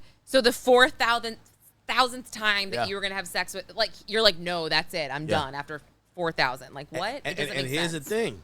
Here's the thing. Joseph Tacopina, the guy who represented A$AP Rocky, their attorneys are taking note from Alex Spiro with Jay-Z, because Diddy allowed all the lawsuits to pile up. And then we all thought, oh, these got to be true. This guy's just a weirdo. He's a creep. He likes kids. Jay-Z hit it, like, he confronted it, and eventually that lawyer folded. We realized the victim's line never went anywhere. Fat Joe's doing the same. Joe Tacopina, he has sued the lawyer and the guy who sued him for extortion. I told you, these civil suits are extortion now. Well, Tyrone was Brianna Bongolan's lawyer, and she had to say on the stand that she fired him because he added that she was sexually assaulted and she wasn't. Didn't he just run over somebody? Yeah, that's what he's talking about. He got arrested because he ran over the process server that was serving him Joe Tacopina's defamation lawsuit. And I just, like, I could go over that, but I went over the lawsuit, like, myself, and it was just so unbelievable that I almost didn't want to give it attention, I guess, more than what I already had, because it has similar allegations to Puff stuff, but they accentuated it, made it seem like this guy was really depraved.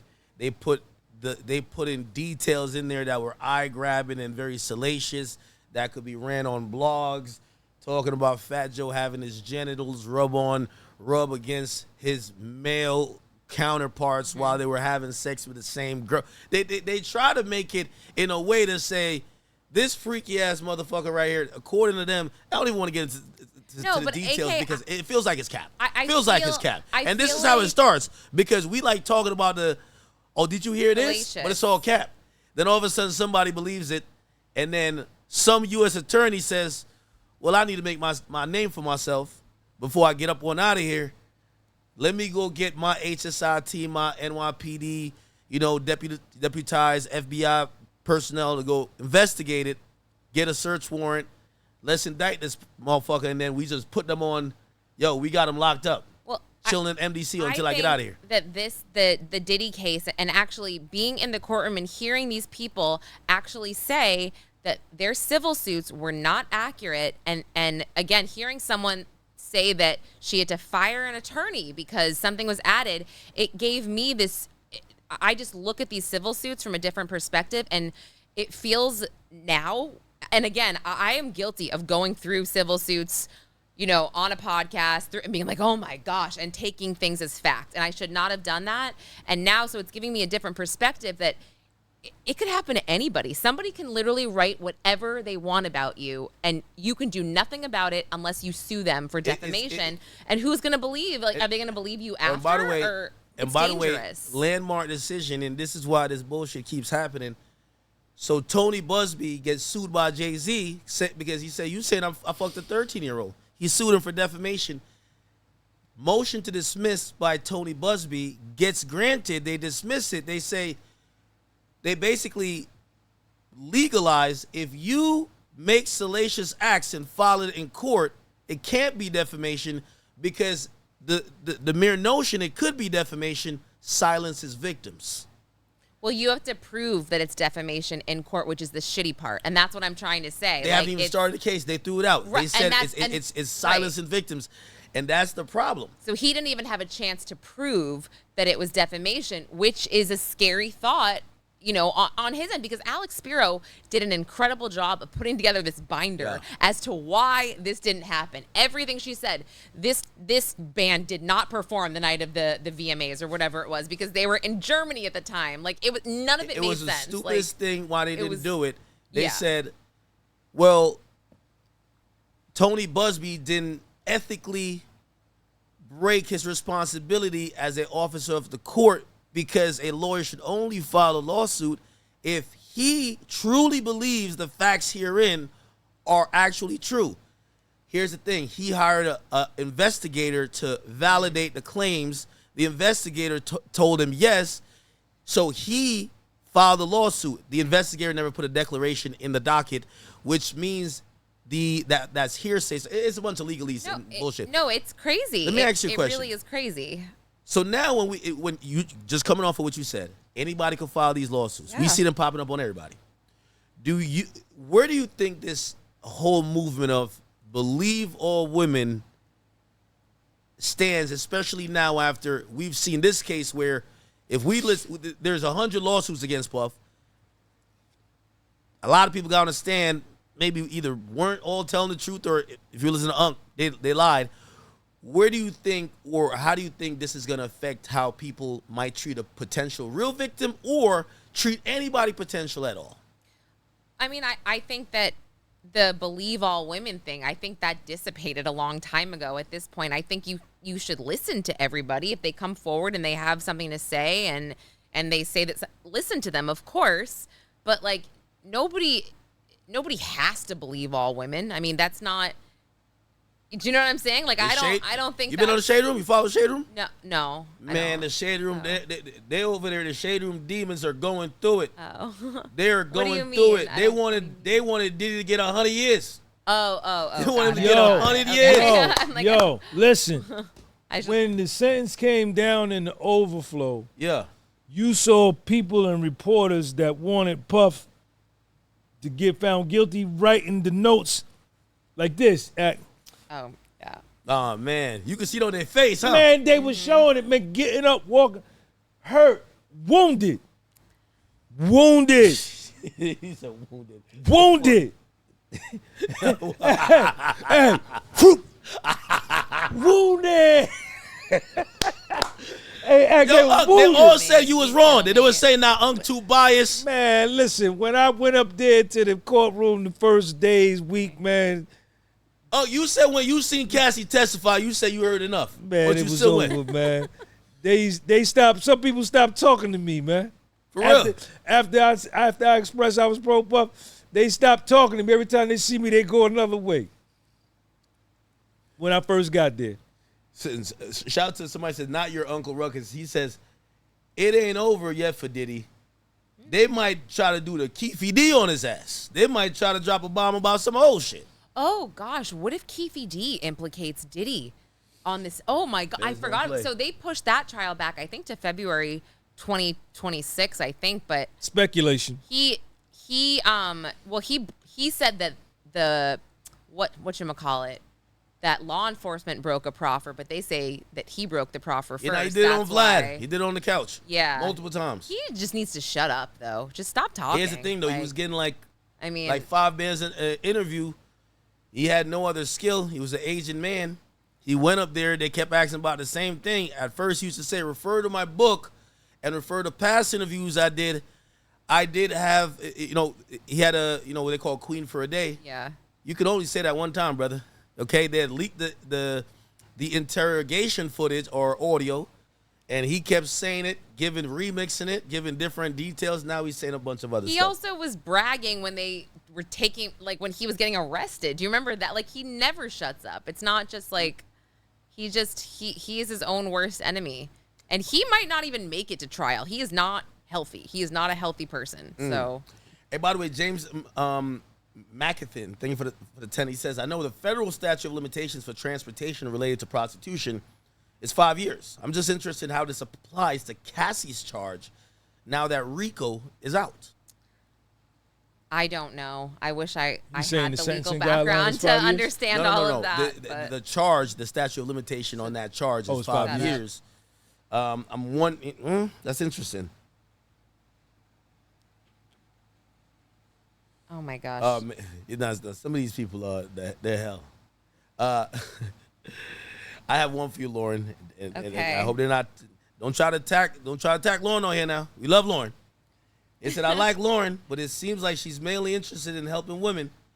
She says, does she think Cardi B should be on trial for admitting she used to drug men and set them up with transsexual women?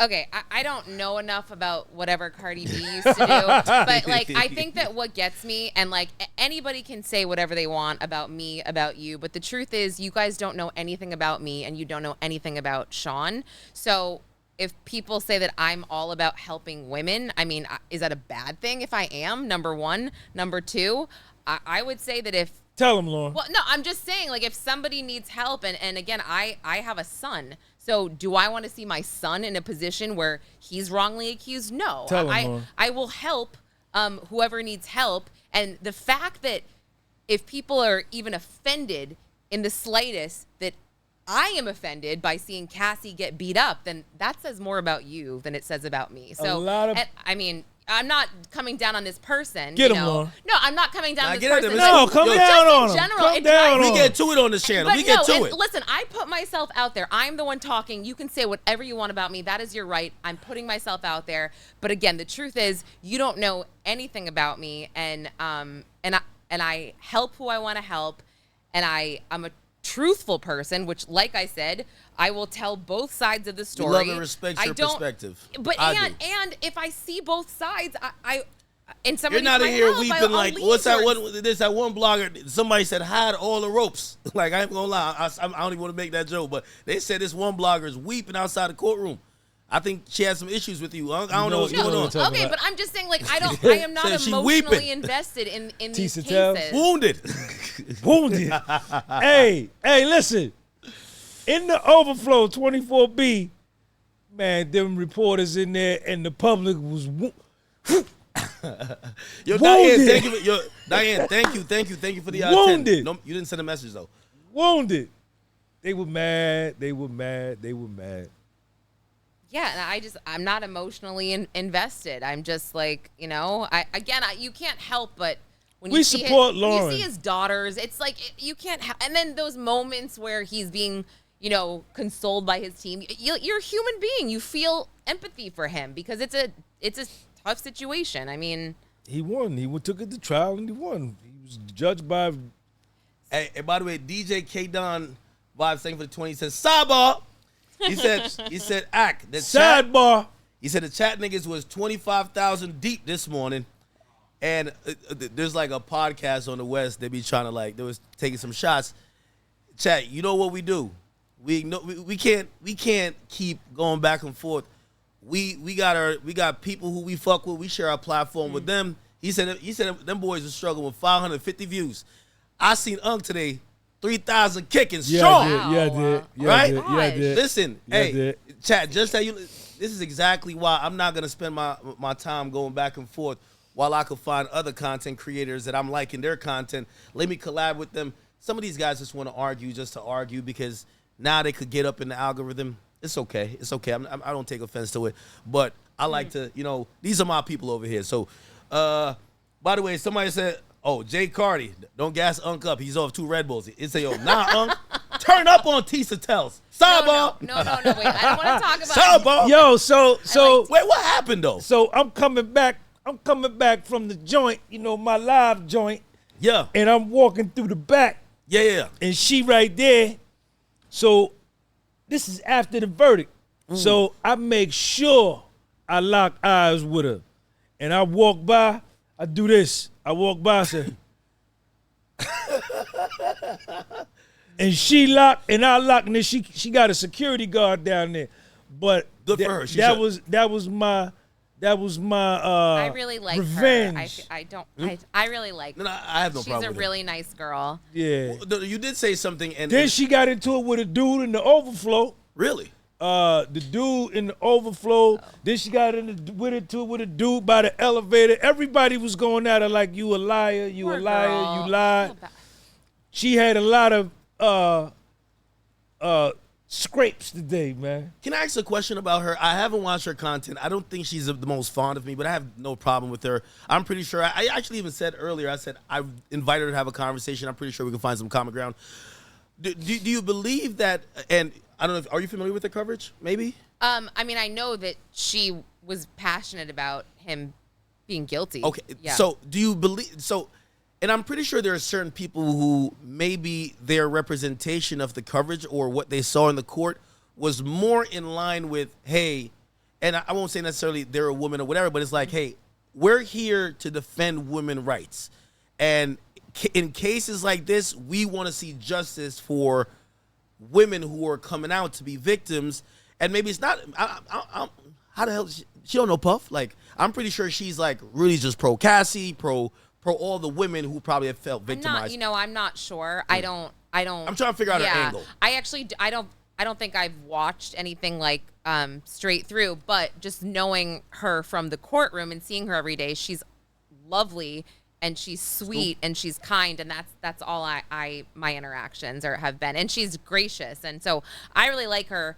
Again, I haven't watched a lot of her coverage. Is she logical and analytical? Because I honestly don't know. I want to I don't invite her know. to a conversation or a debate because, again, I'm like when I get into mudslinging, I get a little bit nasty. People know me. I got a reputation. So I heard that she had some opinions on me before I knew who she was. And I would rather, but she does have a sizable platform. I would love to engage her in conversation, in a debate, to see, because anytime I've ever sat with someone, they usually leave and they're like, you know what, I don't agree with this guy with everything, but he's a very decent guy. You're respectful, right? about Yeah. it. You're a respectful human being. So watching, Yeah. I seen her cry this morning. I was just like, listen, I would love. Was she crying? Yeah, she was crying a lot. Yeah. Oh, I didn't see that. Oh Yeah, no. she was. Oh. I couldn't tell if the weather changed or it was just her crying. It was crazy, but wounded. But I didn't see. It was so crazy Unc, out don't do there. that, Unc. No, it was Unc, just don't do it that, was a Unc. madhouse that. Unc, don't. I heard she had said Unc was leaking names, and I said, All that. really? Yes, indeed. Why? 'Cause- Why don't y'all see eye to eye? Well, nobody down there saw eye to eye with me in the first 2 weeks. Oh, so you were like the black sheep down there. Ain't no question. They used to call me the hip hop reporter or something like that. They had a special name for me Really? that they went and told the judge and all the marshals, why is he here? And because I raised the bar, man. I changed the game, man. I raised the bar on the journalism that was going on down there. I changed the whole narrative. I wonder how Nancy Grace must feel now too, man. Wait, can I ask you a question, Unc? Yeah. If you had went down there and let's say that first testimony of Cassie and say you have seen the evidence and you're like, nah, Diddy's a monster. He did that shit. Would you have said that? Of course. Because I do feel like you had maybe some pro Diddy thoughts. You say you've taken pictures with him. If you had heard No, the I've evidence, never taken pictures with him. Oh, my I bad. just would cut pictures from the internet and put them up on my Instagram. I Okay. never met Puff before, but I'm gonna meet Puff when we do that first interview because I get the exclusive first. Of course. But if you had heard the evidence that That he was a trash can? that was indicative of, he really. I would have reported that he was a trash can. So if you had heard he put a handcuff to her ankle, tied it to the water heater, you'd have said, man, throw the book at this guy. You'd have said that. I probably would have. Yeah, I would have said he was a trash can. I was going to report what it was, man. Integrity never went out of style. That's good. I would have reported what it was, but I didn't see that. I did not see that, and I went looking for that, but it never showed up. It never showed up. One of the biggest takeaways I took away from the entire trial was what type of conduct was going to be policed under the law. And for example, I learned a lot about Diddy's sexual history and sexual life. Right? I got to realize he's a freaky dude. He likes whatever. But I was starting to think, I'm like, if you are someone, and I'm telling you, I know a lot of these people in the entertainment business that they're into some non-traditional stuff.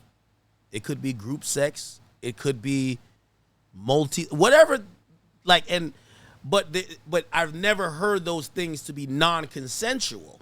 But if you told the public, who are usually in monogamous relationship, that this rapper, this ball player, after he won his NBA title, he ain't go to Disney World. He hit Turks. And when he hit that junk on the yacht, it was crazy. They might say that's behavior because you got to remember the Mann Debauchery. Act. Yeah. The Mann Act, they listed a few things that it was trying to prevent. One of the things that actually says debauchery in the actual Mann Act. I think it's from Yeah. Yeah. It was to prevent certain things that when people would bring sexual behavior and it was bringing people from places to other places to engage in immoral sexual behavior. So at that point, when you use that statute, in which that statute has gotten defined over the years, but that says if I think that you have 1,000 bottles of baby oil or you like another man to penetrate your girl, that is immoral, you know? I mean, Sean, did you also feel, I felt like there was a point during the trial where it was like days of explicit dirty text being read, details of what went down. I felt like I lost a kind of the sense of what's appropriate to say in the world almost. Like I almost felt, and I also never felt more boring in my entire life where I was like, wait, I'm so confused that this is what goes on in his sex life. And again, I just have never felt more, I don't know. You're like gross. I don't You're know how grossed to out. say it. Like I went and bought me some baby oil. it was just, man. it was That's just so chocolate. crazy. Like I just I went and lost. bought me some. I got to try it. I just You lost gotta heat it this- up though. Got to heat This it up. sense Put it of in Jane the Doe pool. is And put it in she the said pool. Jane Doe is In a heated warm up bowl. in a warm Yeah. bowl. But By the like- way, I went and bought me some. I'm gonna try. 000 says integrity never went out of style, man. Integrity never went out of style, baby. Hey, yo, we gotta get the sidebar merch. Sidebar merch. I think Sidebar. you really do have to get like Sidebar. I want a mug. I love coffee mugs. Can you please do that? we And got I the will best buy, I will buy a merch guy. case. I believe in Let's the game. do it. Let's do it. Set it up. We need Verselli to work on it, and we gonna have Uncle prove it. All right, you bet. gonna- Sidebar. Are you gonna spell it regular? Or are you gonna do a bunch of R's and a bunch of A's? Or is Like, it a how are you W? gonna- Some people say it's Oh. S. Well, you gotta tell us. Some people say it's SIDEBAHHHH. Yeah, I Sidebar. kind of like that. Somebody I kinda think like it's WBAW. You gotta that. listen. No, I like the H. the I like H. the Sidebar. Yeah. Sidebar. Who Yo, was I it? remember the first day I said that, man, and all the dudes was over there. They was all saying it. That was in front of the courthouse, and from there it they went were crazy. saying it today, and you were not around. This dude, I actually looked for you because I was in the back, and this dude's like, sidebar, sidebar. And I was like, oh, shit. You were nowhere to be found. He was just yelling it. Hey, by the way, yeah. so and this is another interesting perspective. Again, me and my audience sat for 8 weeks. You guys went to court for 8 weeks. We watched you guys do amazing coverage. You guys Thank you, clearly, what I'm so proud of, I think, what you guys told us happened in court really bore out not only to be actual and factual and actually true, but even the verdict actually confirms it. So now I want to ask you guys, as you guys did videos on lunch breaks and did videos in the afternoon, what was that experience like? You were doing videos like all over the place. Like I asked her today, I was like, how does he always have a clean background? Like, what's going on? And you then were fully square. I used to walk by you doing them. How did you get bit by a bee?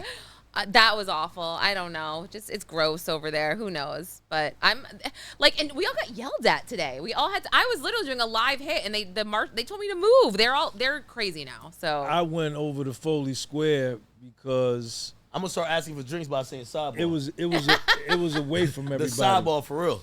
It was away from everybody, Yeah. And I couldn't get real clear service when I was over by the tents with all the other cameras and all that stuff, and I don't know if it was something that was messing with my signal. But when I went over by Foley Square and I had the background of the courts with the columns, and I could just go over there and do my thing. And How are you not distracted by people walking by? Sometimes people... Because I became invested in this trial. I became invested in it, right? And I began to seek the truth. And, my job was to come out at noon and tell the people what I heard in the morning session, go back in, and then come out in the afternoon and tell them what I heard in the afternoon. I was going to report the direct examination, and then I was going to come back and report the cross-examination. And that's right. That's what I did. It. That's all I did. And I took notes. I would sit in the courtroom. I wouldn't even look at the screen. I would just listen and write.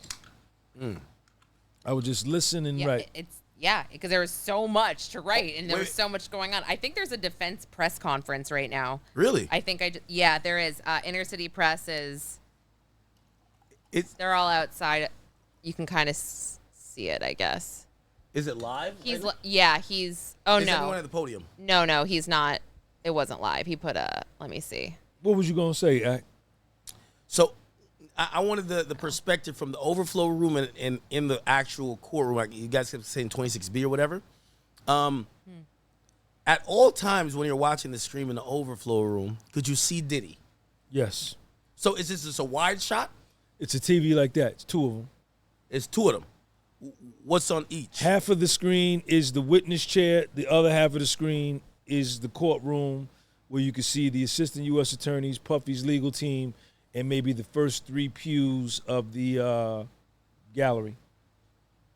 And then the other screen? Same thing. Same thing. And then I would always get up. Whenever the Puff came in, I would always get up and walk up to the front and look at him real good. But the hearing, the volume of the speaker in the overflow was crispy clean. Really? And when I went in 26B, I went in one time, and the marshals in 26B, they'll throw you out of there for the slightest little thing. They were very, very serious in there. The marshals in the overflow was serious, but they weren't as They hated me. When as I was tight. in overflow, I would literally, the MTA lady could literally bum rush somebody, okay? Take their seat, throw a fit. They kicked her out of there. But but literally, I watched her not get kicked out. I would crumble. I would have like a wrapper and they'd be like, Karen. They'd literally be like, you, Karen, stop with your. They hated me so much. I was like, I have to get out of overflow. Karen? No, they didn't call me that. Oh. But I just felt like they were pointing at me like this Karen with her wrapper. You know. And by the way, we have a donation. See, this is what happens. You know, we bring them onto the platform, and then they love them more than me. Lauren, you got one. Dwayne Jordan, he sends him 5. He says, Lauren, I gotta say sorry to you. This is, she says, just a question. Says, Ak and Unc kept saying, come on, Lauren, when you spoke your feelings on Cassie and them. Well, I don't know what the question is, but he says, I'm all for women, and I'm a girl dad. So it looks like he's supporting you. He's just saying, I guess he's asking maybe how you feel or whatever. No, I think that conversations aren't really interesting if everybody agrees. So I think it's nice. I no one's insulting each other. Like, you're not like, you fucking idiot. You know, no one's like, no one's being like, it's not like that. So, I mean, I just think it would be so boring if we were all sitting here and we're like, yes, I totally agree on that and I agree on this. And no. After yesterday's pod, let me tell you this. when I first did Everyday Struggle, it was the show that kind of like brought me a little bit, way more mainstream exposure. I realized that the need for difference of opinion. You know, I was on YouTube for years, and I was given my opinion, and the people who flocked to me mostly had the same opinion. But there was always some people who tuned in and was just like, I don't agree with that, but there was never a voice to represent them. When I sat with Joe Budden and we did a debate show, I would realize even some of the people who liked me, they liked when I was challenged. So yesterday, even at the times where we were challenging each other, I realized that's what makes for great programming. Because as much as we might not agree on certain things, and it's not even a lot, honestly, those people who want that Debate. retort, They want a healthy they debate. want to hear it. They want a healthy debate. And that's why, you know, I said to you after, I was like, I loved every response you did. Yeah, it's not hostile. And that was here. sweet of that it's that not guy. hostile, What was that yeah. guy's name? That was very sweet of him. So thank you so much. But like, It's yeah. blocking from your DMs, man. Yo, Matt will beat your ass. Don't get up in them DMs. Oh my gosh, that's so funny. I feel like DMs go into like this, if you don't follow people, because I feel like Yeah. I never check Instagram. They go straight into like some weird abyss. They go or, into like, this hidden thing. I'm not going to lie. I should check. I check it might be dangerous for you because they might be saying all type of stuff. Oh. I check every DM because some of the biggest stories I've ever broke. And that's why I tell people, just DM me. I'm going to see it. Ooh. Yeah, When you're a I media love personality, that. Love when you're a that. media personality, let me tell you this. Sometimes somebody will give me a tip. Hey, I just seen this happen. I was at dinner. He just did this. Trust and believe. The cops came. They got him in handcuffs. I don't got a picture or hit me. I'm going to give you the picture. And I go through each and every one of them, I do even to too. this day. I You do got too. to. Okay, now When I want to you're look in the at media, the DMs. I check all my Yeah, DMs. Okay, no, okay, yours is okay. going to be a look because it's going to be people who are thirsty. Wait, yeah, are mine going to be interesting, or are they just going to be? It's going to be a shit show. With me, and I think ours is going to be, yo, check this out. You've never seen this. Yeah, I get a lot of They- that. Trust me. That's why I tell, if you're a viewer of all of us, you don't know the service you're providing because we can't clone ourselves. We can't be everywhere. We're all independent content creators, but we Yeah. got to compete with CNN. Long Crime's got a whole control room. I didn't even know that. Like, you know, first of all, I heard him say today, they said, because they did pass me on viewership when I was at the crib. And I was leading. Which one is Long Crime? That's the big platform who's been covering the case. And Yeah. for the most part, throughout the whole trial, I was the number one. Yeah. They definitely passed me today. But here's the thing. They have a whole control team. They have someone in the courtroom, outside the courtroom, They're a earpieces. news suspensions. organization. They're a straight up like media Exactly. conglomerate. Yeah, And- you can't. I mean, And yeah. here's the thing. Just like you and just like Lauren, one man in a one-woman army, and here's the reality behind it. We, a lot of times, we're only strong as our audience. This is why I say when they were sending super chats to you, there's nothing bigger than the chat. They tell me everything. They put me on the stuff. Yo, go look into this real quick. This is about to break. This just happened. And I'm pretty sure you get it, right? Absolutely. Absolutely. I check all of my DMs. I get a lot of requests. now I'm checking them. Sorry. I now check, I'm like, I Might be check, bad. I check all of my DMs, and I think mainstream media has to compete with us now. I don't even think they're in the course. lead anymore. oh, You know, especially Because they're not telling the truth. A lot of someone times. said, "Can you spend a weekend with me, please?" yeah, that's It's a you're gonna get a lot of It's that. a stranger. Hold on, I kind of want to look at him just to make a decision. You know, I'm just kidding. I'm just kidding. Let's see. But Oh, just- private. Mm-mm, Just sorry. to be able to, we can set up, we can go live like that. We can, you know, they can't compete. They can't compete with us. Excuse me, Lauren. No, you're Hey, good. let me tell you this. And again, And I had people saying, Sean, I don't go to no, I wait on you. let me tell you this. Let me tell you this. 2017, I get brought to Complex. That's when I did that show. To where? Complex, right? Okay. It was in anyway. Times Square, big building. Now the MLB headquarters is in that building we were at. And I went in there, and they had 2 floors. They had 400 employees. And they brought me in, and no one knew what I kind of looked like because I used to do voiceovers. I didn't show my face. And they said, how many people do you have work for you? I had 0, but I'm in this big building talking to all these executives. I lied. I said, I got 4. I got 4. Y'all got 400, I got 4. Good for you. I had none. I seen the operation they had. They bring me to a guy who was one of the senior editors because they were starting to get into video. They were a written platform. They were getting into video. I was heavy on video. They said, do you know, for the last 6 months, we've put 6 people to analyze your videos and see, because my engagement was so high. There's nothing bigger than the chat. So we put 6 people to analyze your videos to try to figure out the sauce. I'm walking around. I'm overwhelmed. This is a big operation. I walk in one of their rooms that they do news. I was a news guy. I was a hip-hop news guy. Teleprompters, this, that, light. The best cameras man could find. I realized after the very first day why they could never compete.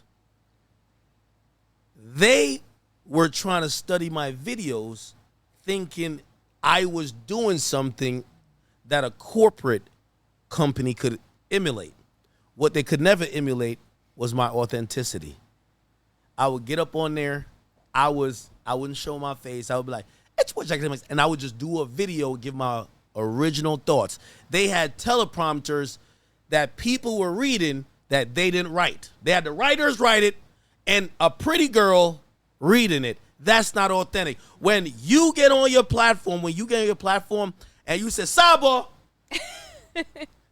ain't nothing better than that. Ain't nothing bigger than that. I'm telling you that right now. You know what people get? They can't compete. Right. I promise you. And I want to give both you guys the encouragement for that. Thank you, man. Because independent content creators, I got this place.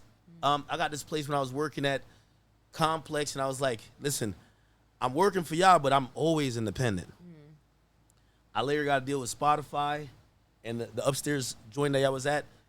I built that out too, and I said, you know what? I realized no matter even if I might look corporate, the reason why we have 25,000 people in the chat, when I woke up probably 15 minutes before, I ain't shower until I had to come here. They ain't know. It's because they know I'm authentic. You're authentic. And you're authentic. Wait, your lack of showers makes you authentic. Well, Just kidding. I'm just kidding. I'm just kidding. No, I know. I'm totally kidding. But that's the point.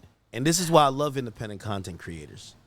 Because once you start getting to the CNNs and these other things, they got scripts. They couldn't compete with me. They got 15 editors. Yeah. They got this. There is no real originality. Authenticity is always going to win. They got a color. They couldn't compete with us because the people in the overflow in the 20s, they got a color inside the lines. I agree. They got a color inside the lines. People get a kick out of me when I'm doing my live and I make a point and I turn around and walk away from the camera. I love it. And go stand and wait. I seen you directing traffic today. I seen you What'd directing you say? traffic today. That's really funny. I see you directing traffic today. You're saying, go ahead. Or I just stand there, right? Or I just stand there. Yeah, that people love that, man. Authenticity never went out of style. You're exactly right. God, They can't so compete. funny. And I only say that, and I know the audience respects it, and this is why, we did that reel yesterday. The reason why I love support, these are independent content creators. I watch these people grind through it. I also do want to send a message to bigger content creators. Collaboration is great. You have to get to the point you're so secure in your audience. I love when I see them turn you up. I love when I see that. You know why? Because at the end of the day, I can't be Unc. Unc can't be Ak. Ak can't be Lauren, and Lauren can't be Ak. It is what it is.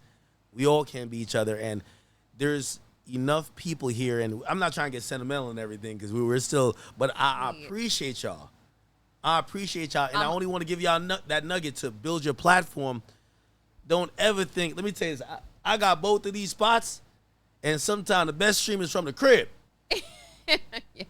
I'm telling you, I pay a pretty penny, trust, for both of these spots. Yeah. Y'all see the cameras, the lights, I got upstairs. I've never given it up. But sometimes the best thing, because the audience don't care about the camera equipment. No. I see you set your phone up. I like that. I seen how it doesn't matter. Oh, my squatting. You see my squat. Of course. It's I'm very all fancy. I'm very about fancy. the authenticity. And let me tell you this, how you guys cover the trial, the way I was gravitating to you, the way the audience was gravitating to you guys, is because when I listen to you guys give a realistic perspective, I could say, now that's Lauren's personality. Lauren is reacting to how Diddy did this and reacting to how Marine Comey did this. Brilliant. Same with you. And I just want to say thank you guys, and I want you guys to continue from the bottom of my heart. That's it.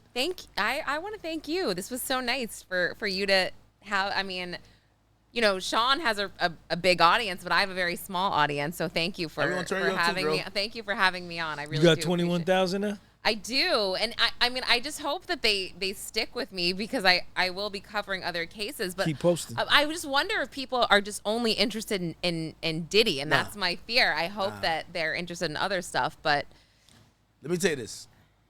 It's and this is why it's brilliant, because some of the cases you told me you're covering, I don't know too much about. Yeah. My audience don't only watch me. This is why I said nothing bigger than the chat. There's some of my audience, they want to hear Unc's story. I've always said this, and this is why I'm not a content creator that gatekeeps. Unc gonna tell me stories about things I've never experienced. I want my audience who could identify with Unc, go get that from him. Go check out his platform. You're gonna give a perspective. This is why that dude sent that donation in. And also there's chat queens in here.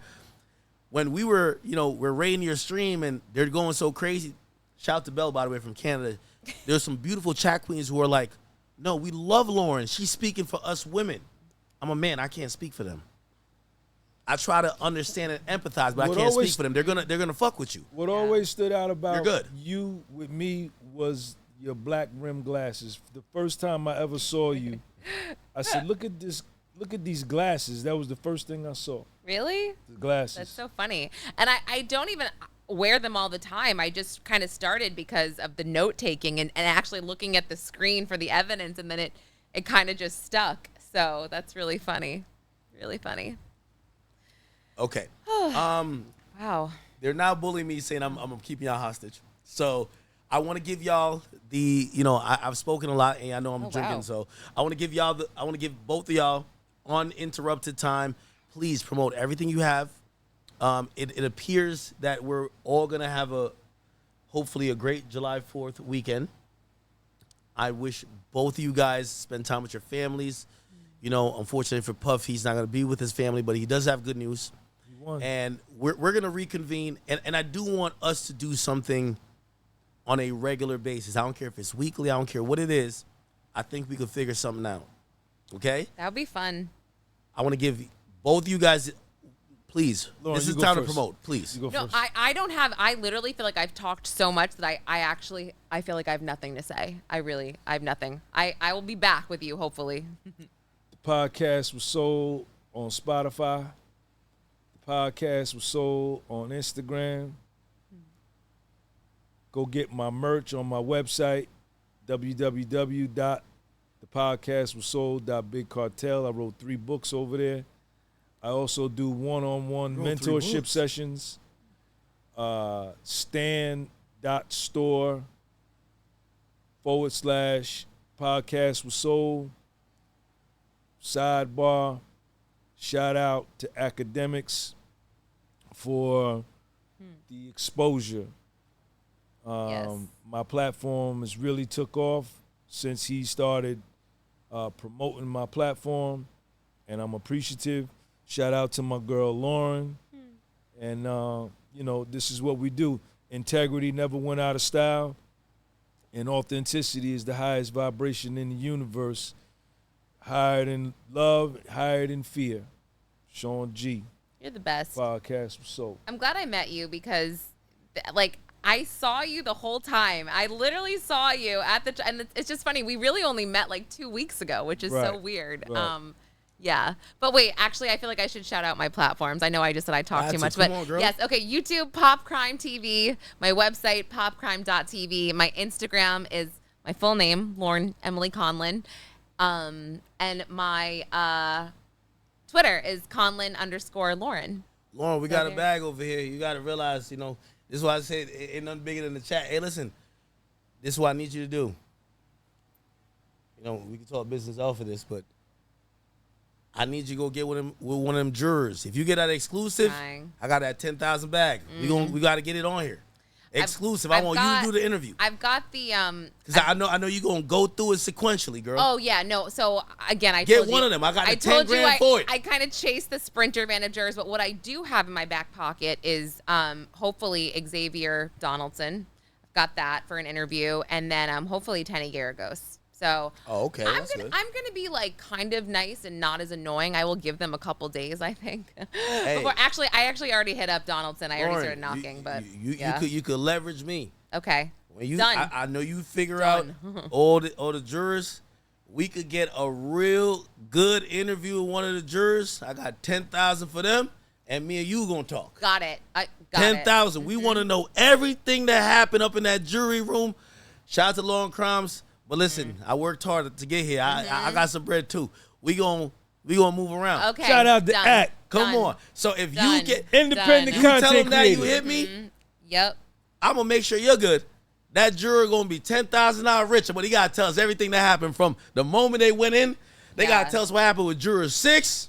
They gotta tell us what the foreman was saying, why it ain't happened on the first day, Everything. what they thought when they saw I might Cassie. put out a tweet. I've seen journalists put out tweets before being like, hey, if you're a juror in the Diddy trial, hit me up. Yeah, but they're not why offering not? money. We got Like, 10 bands. Yeah, why and not? you gotta do an interview with Lauren. Yes. Lauren gonna go through it. Oh, yeah. Oh, no. I have She could do it here. She could do it so upstairs. We could put a mobile team on it. We gonna do it. I have so many. Well, the Send only this thing to the is, jurors. Tell them to get in touch with Lauren. sometimes the jurors don't want They to was show paying their y'all face. $60 a day. Big Ack is down to pay you 10 bands. We need to know everything. But sometimes they don't want to show their face. So sometimes It's all it good. could We just be blurred them. audio We or blurred them. like It's all good. audio, written, whatever. Like, I mean, Because if I hear one of the jurors say we knew this was bullshit from the start, we going platinum. It's over. It's all good. Yo, the numbers on that'll be crazy, man. Yo, the juror be like, yo, imagine if they say what you said. After Cassie testified, I knew this shit was bullshit. I was just clocking in. I was just checking in time. I knew this shit wasn't going nowhere.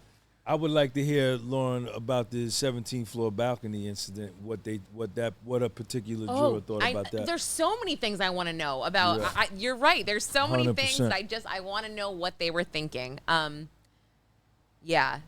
And I guess Mark Agnifilo said a lot of it. Like, Capricorn Clark, she's a little off, isn't she? And they probably were like, we were thinking that. That's crazy. Anyway, I have to pee, so I should. Okay, Yeah. please go check out Lauren. Go Thank check you. out Unc. Unc, where you going live next? I might be flying down to Tampa tonight to do a podcast tomorrow with Matt Cox, Inside True Crime. I may be on his show tomorrow. Come on, man. Cool. Come on, man. I love seeing everybody go, hey, Lauren, what we doing? Come on, girl. I know you are a contributor of many shows. Yes. What's going on? I do know it is family time. And you see, I'm a workaholic, so I'm like still in that mode. But anything else, or you're No, going to I've already done today. I did a Nancy Grace hit. I did a when I saw you, it was this BET it's Big Smitty and Coach Jason Brown. Do you know them? They're really great guys. And then I did the Jason Whitlock show. I banged it out. And then I CNN came here. had me on there too. They had me on there like it's a Word? little there's some they would We gotta get y'all on Piers Morning. They've been asking they, for this. they did a show on the YouTubers and in the yeah, that's what they cool. call them Yeah, YouTubers or vloggers who were down there. Yeah. And they showed me reading my notes, and this guy reads his notes. I was like, Okay. Hey, listen. Thank you guys for tuning in. These are my amazing friends. I want you to keep supporting them. This is not the end of us doing content together. This is only the beginning. They're great content creators who cover things that maybe you guys are interested in that I might not touch on. Please go follow their platforms. Thank you to my man Sean G, the podcast with Soul, and Pop Crime TV. Right? I said it right? With Lauren Conlin. Please go check both of them out. We are out. Thank y'all, chat. Peace.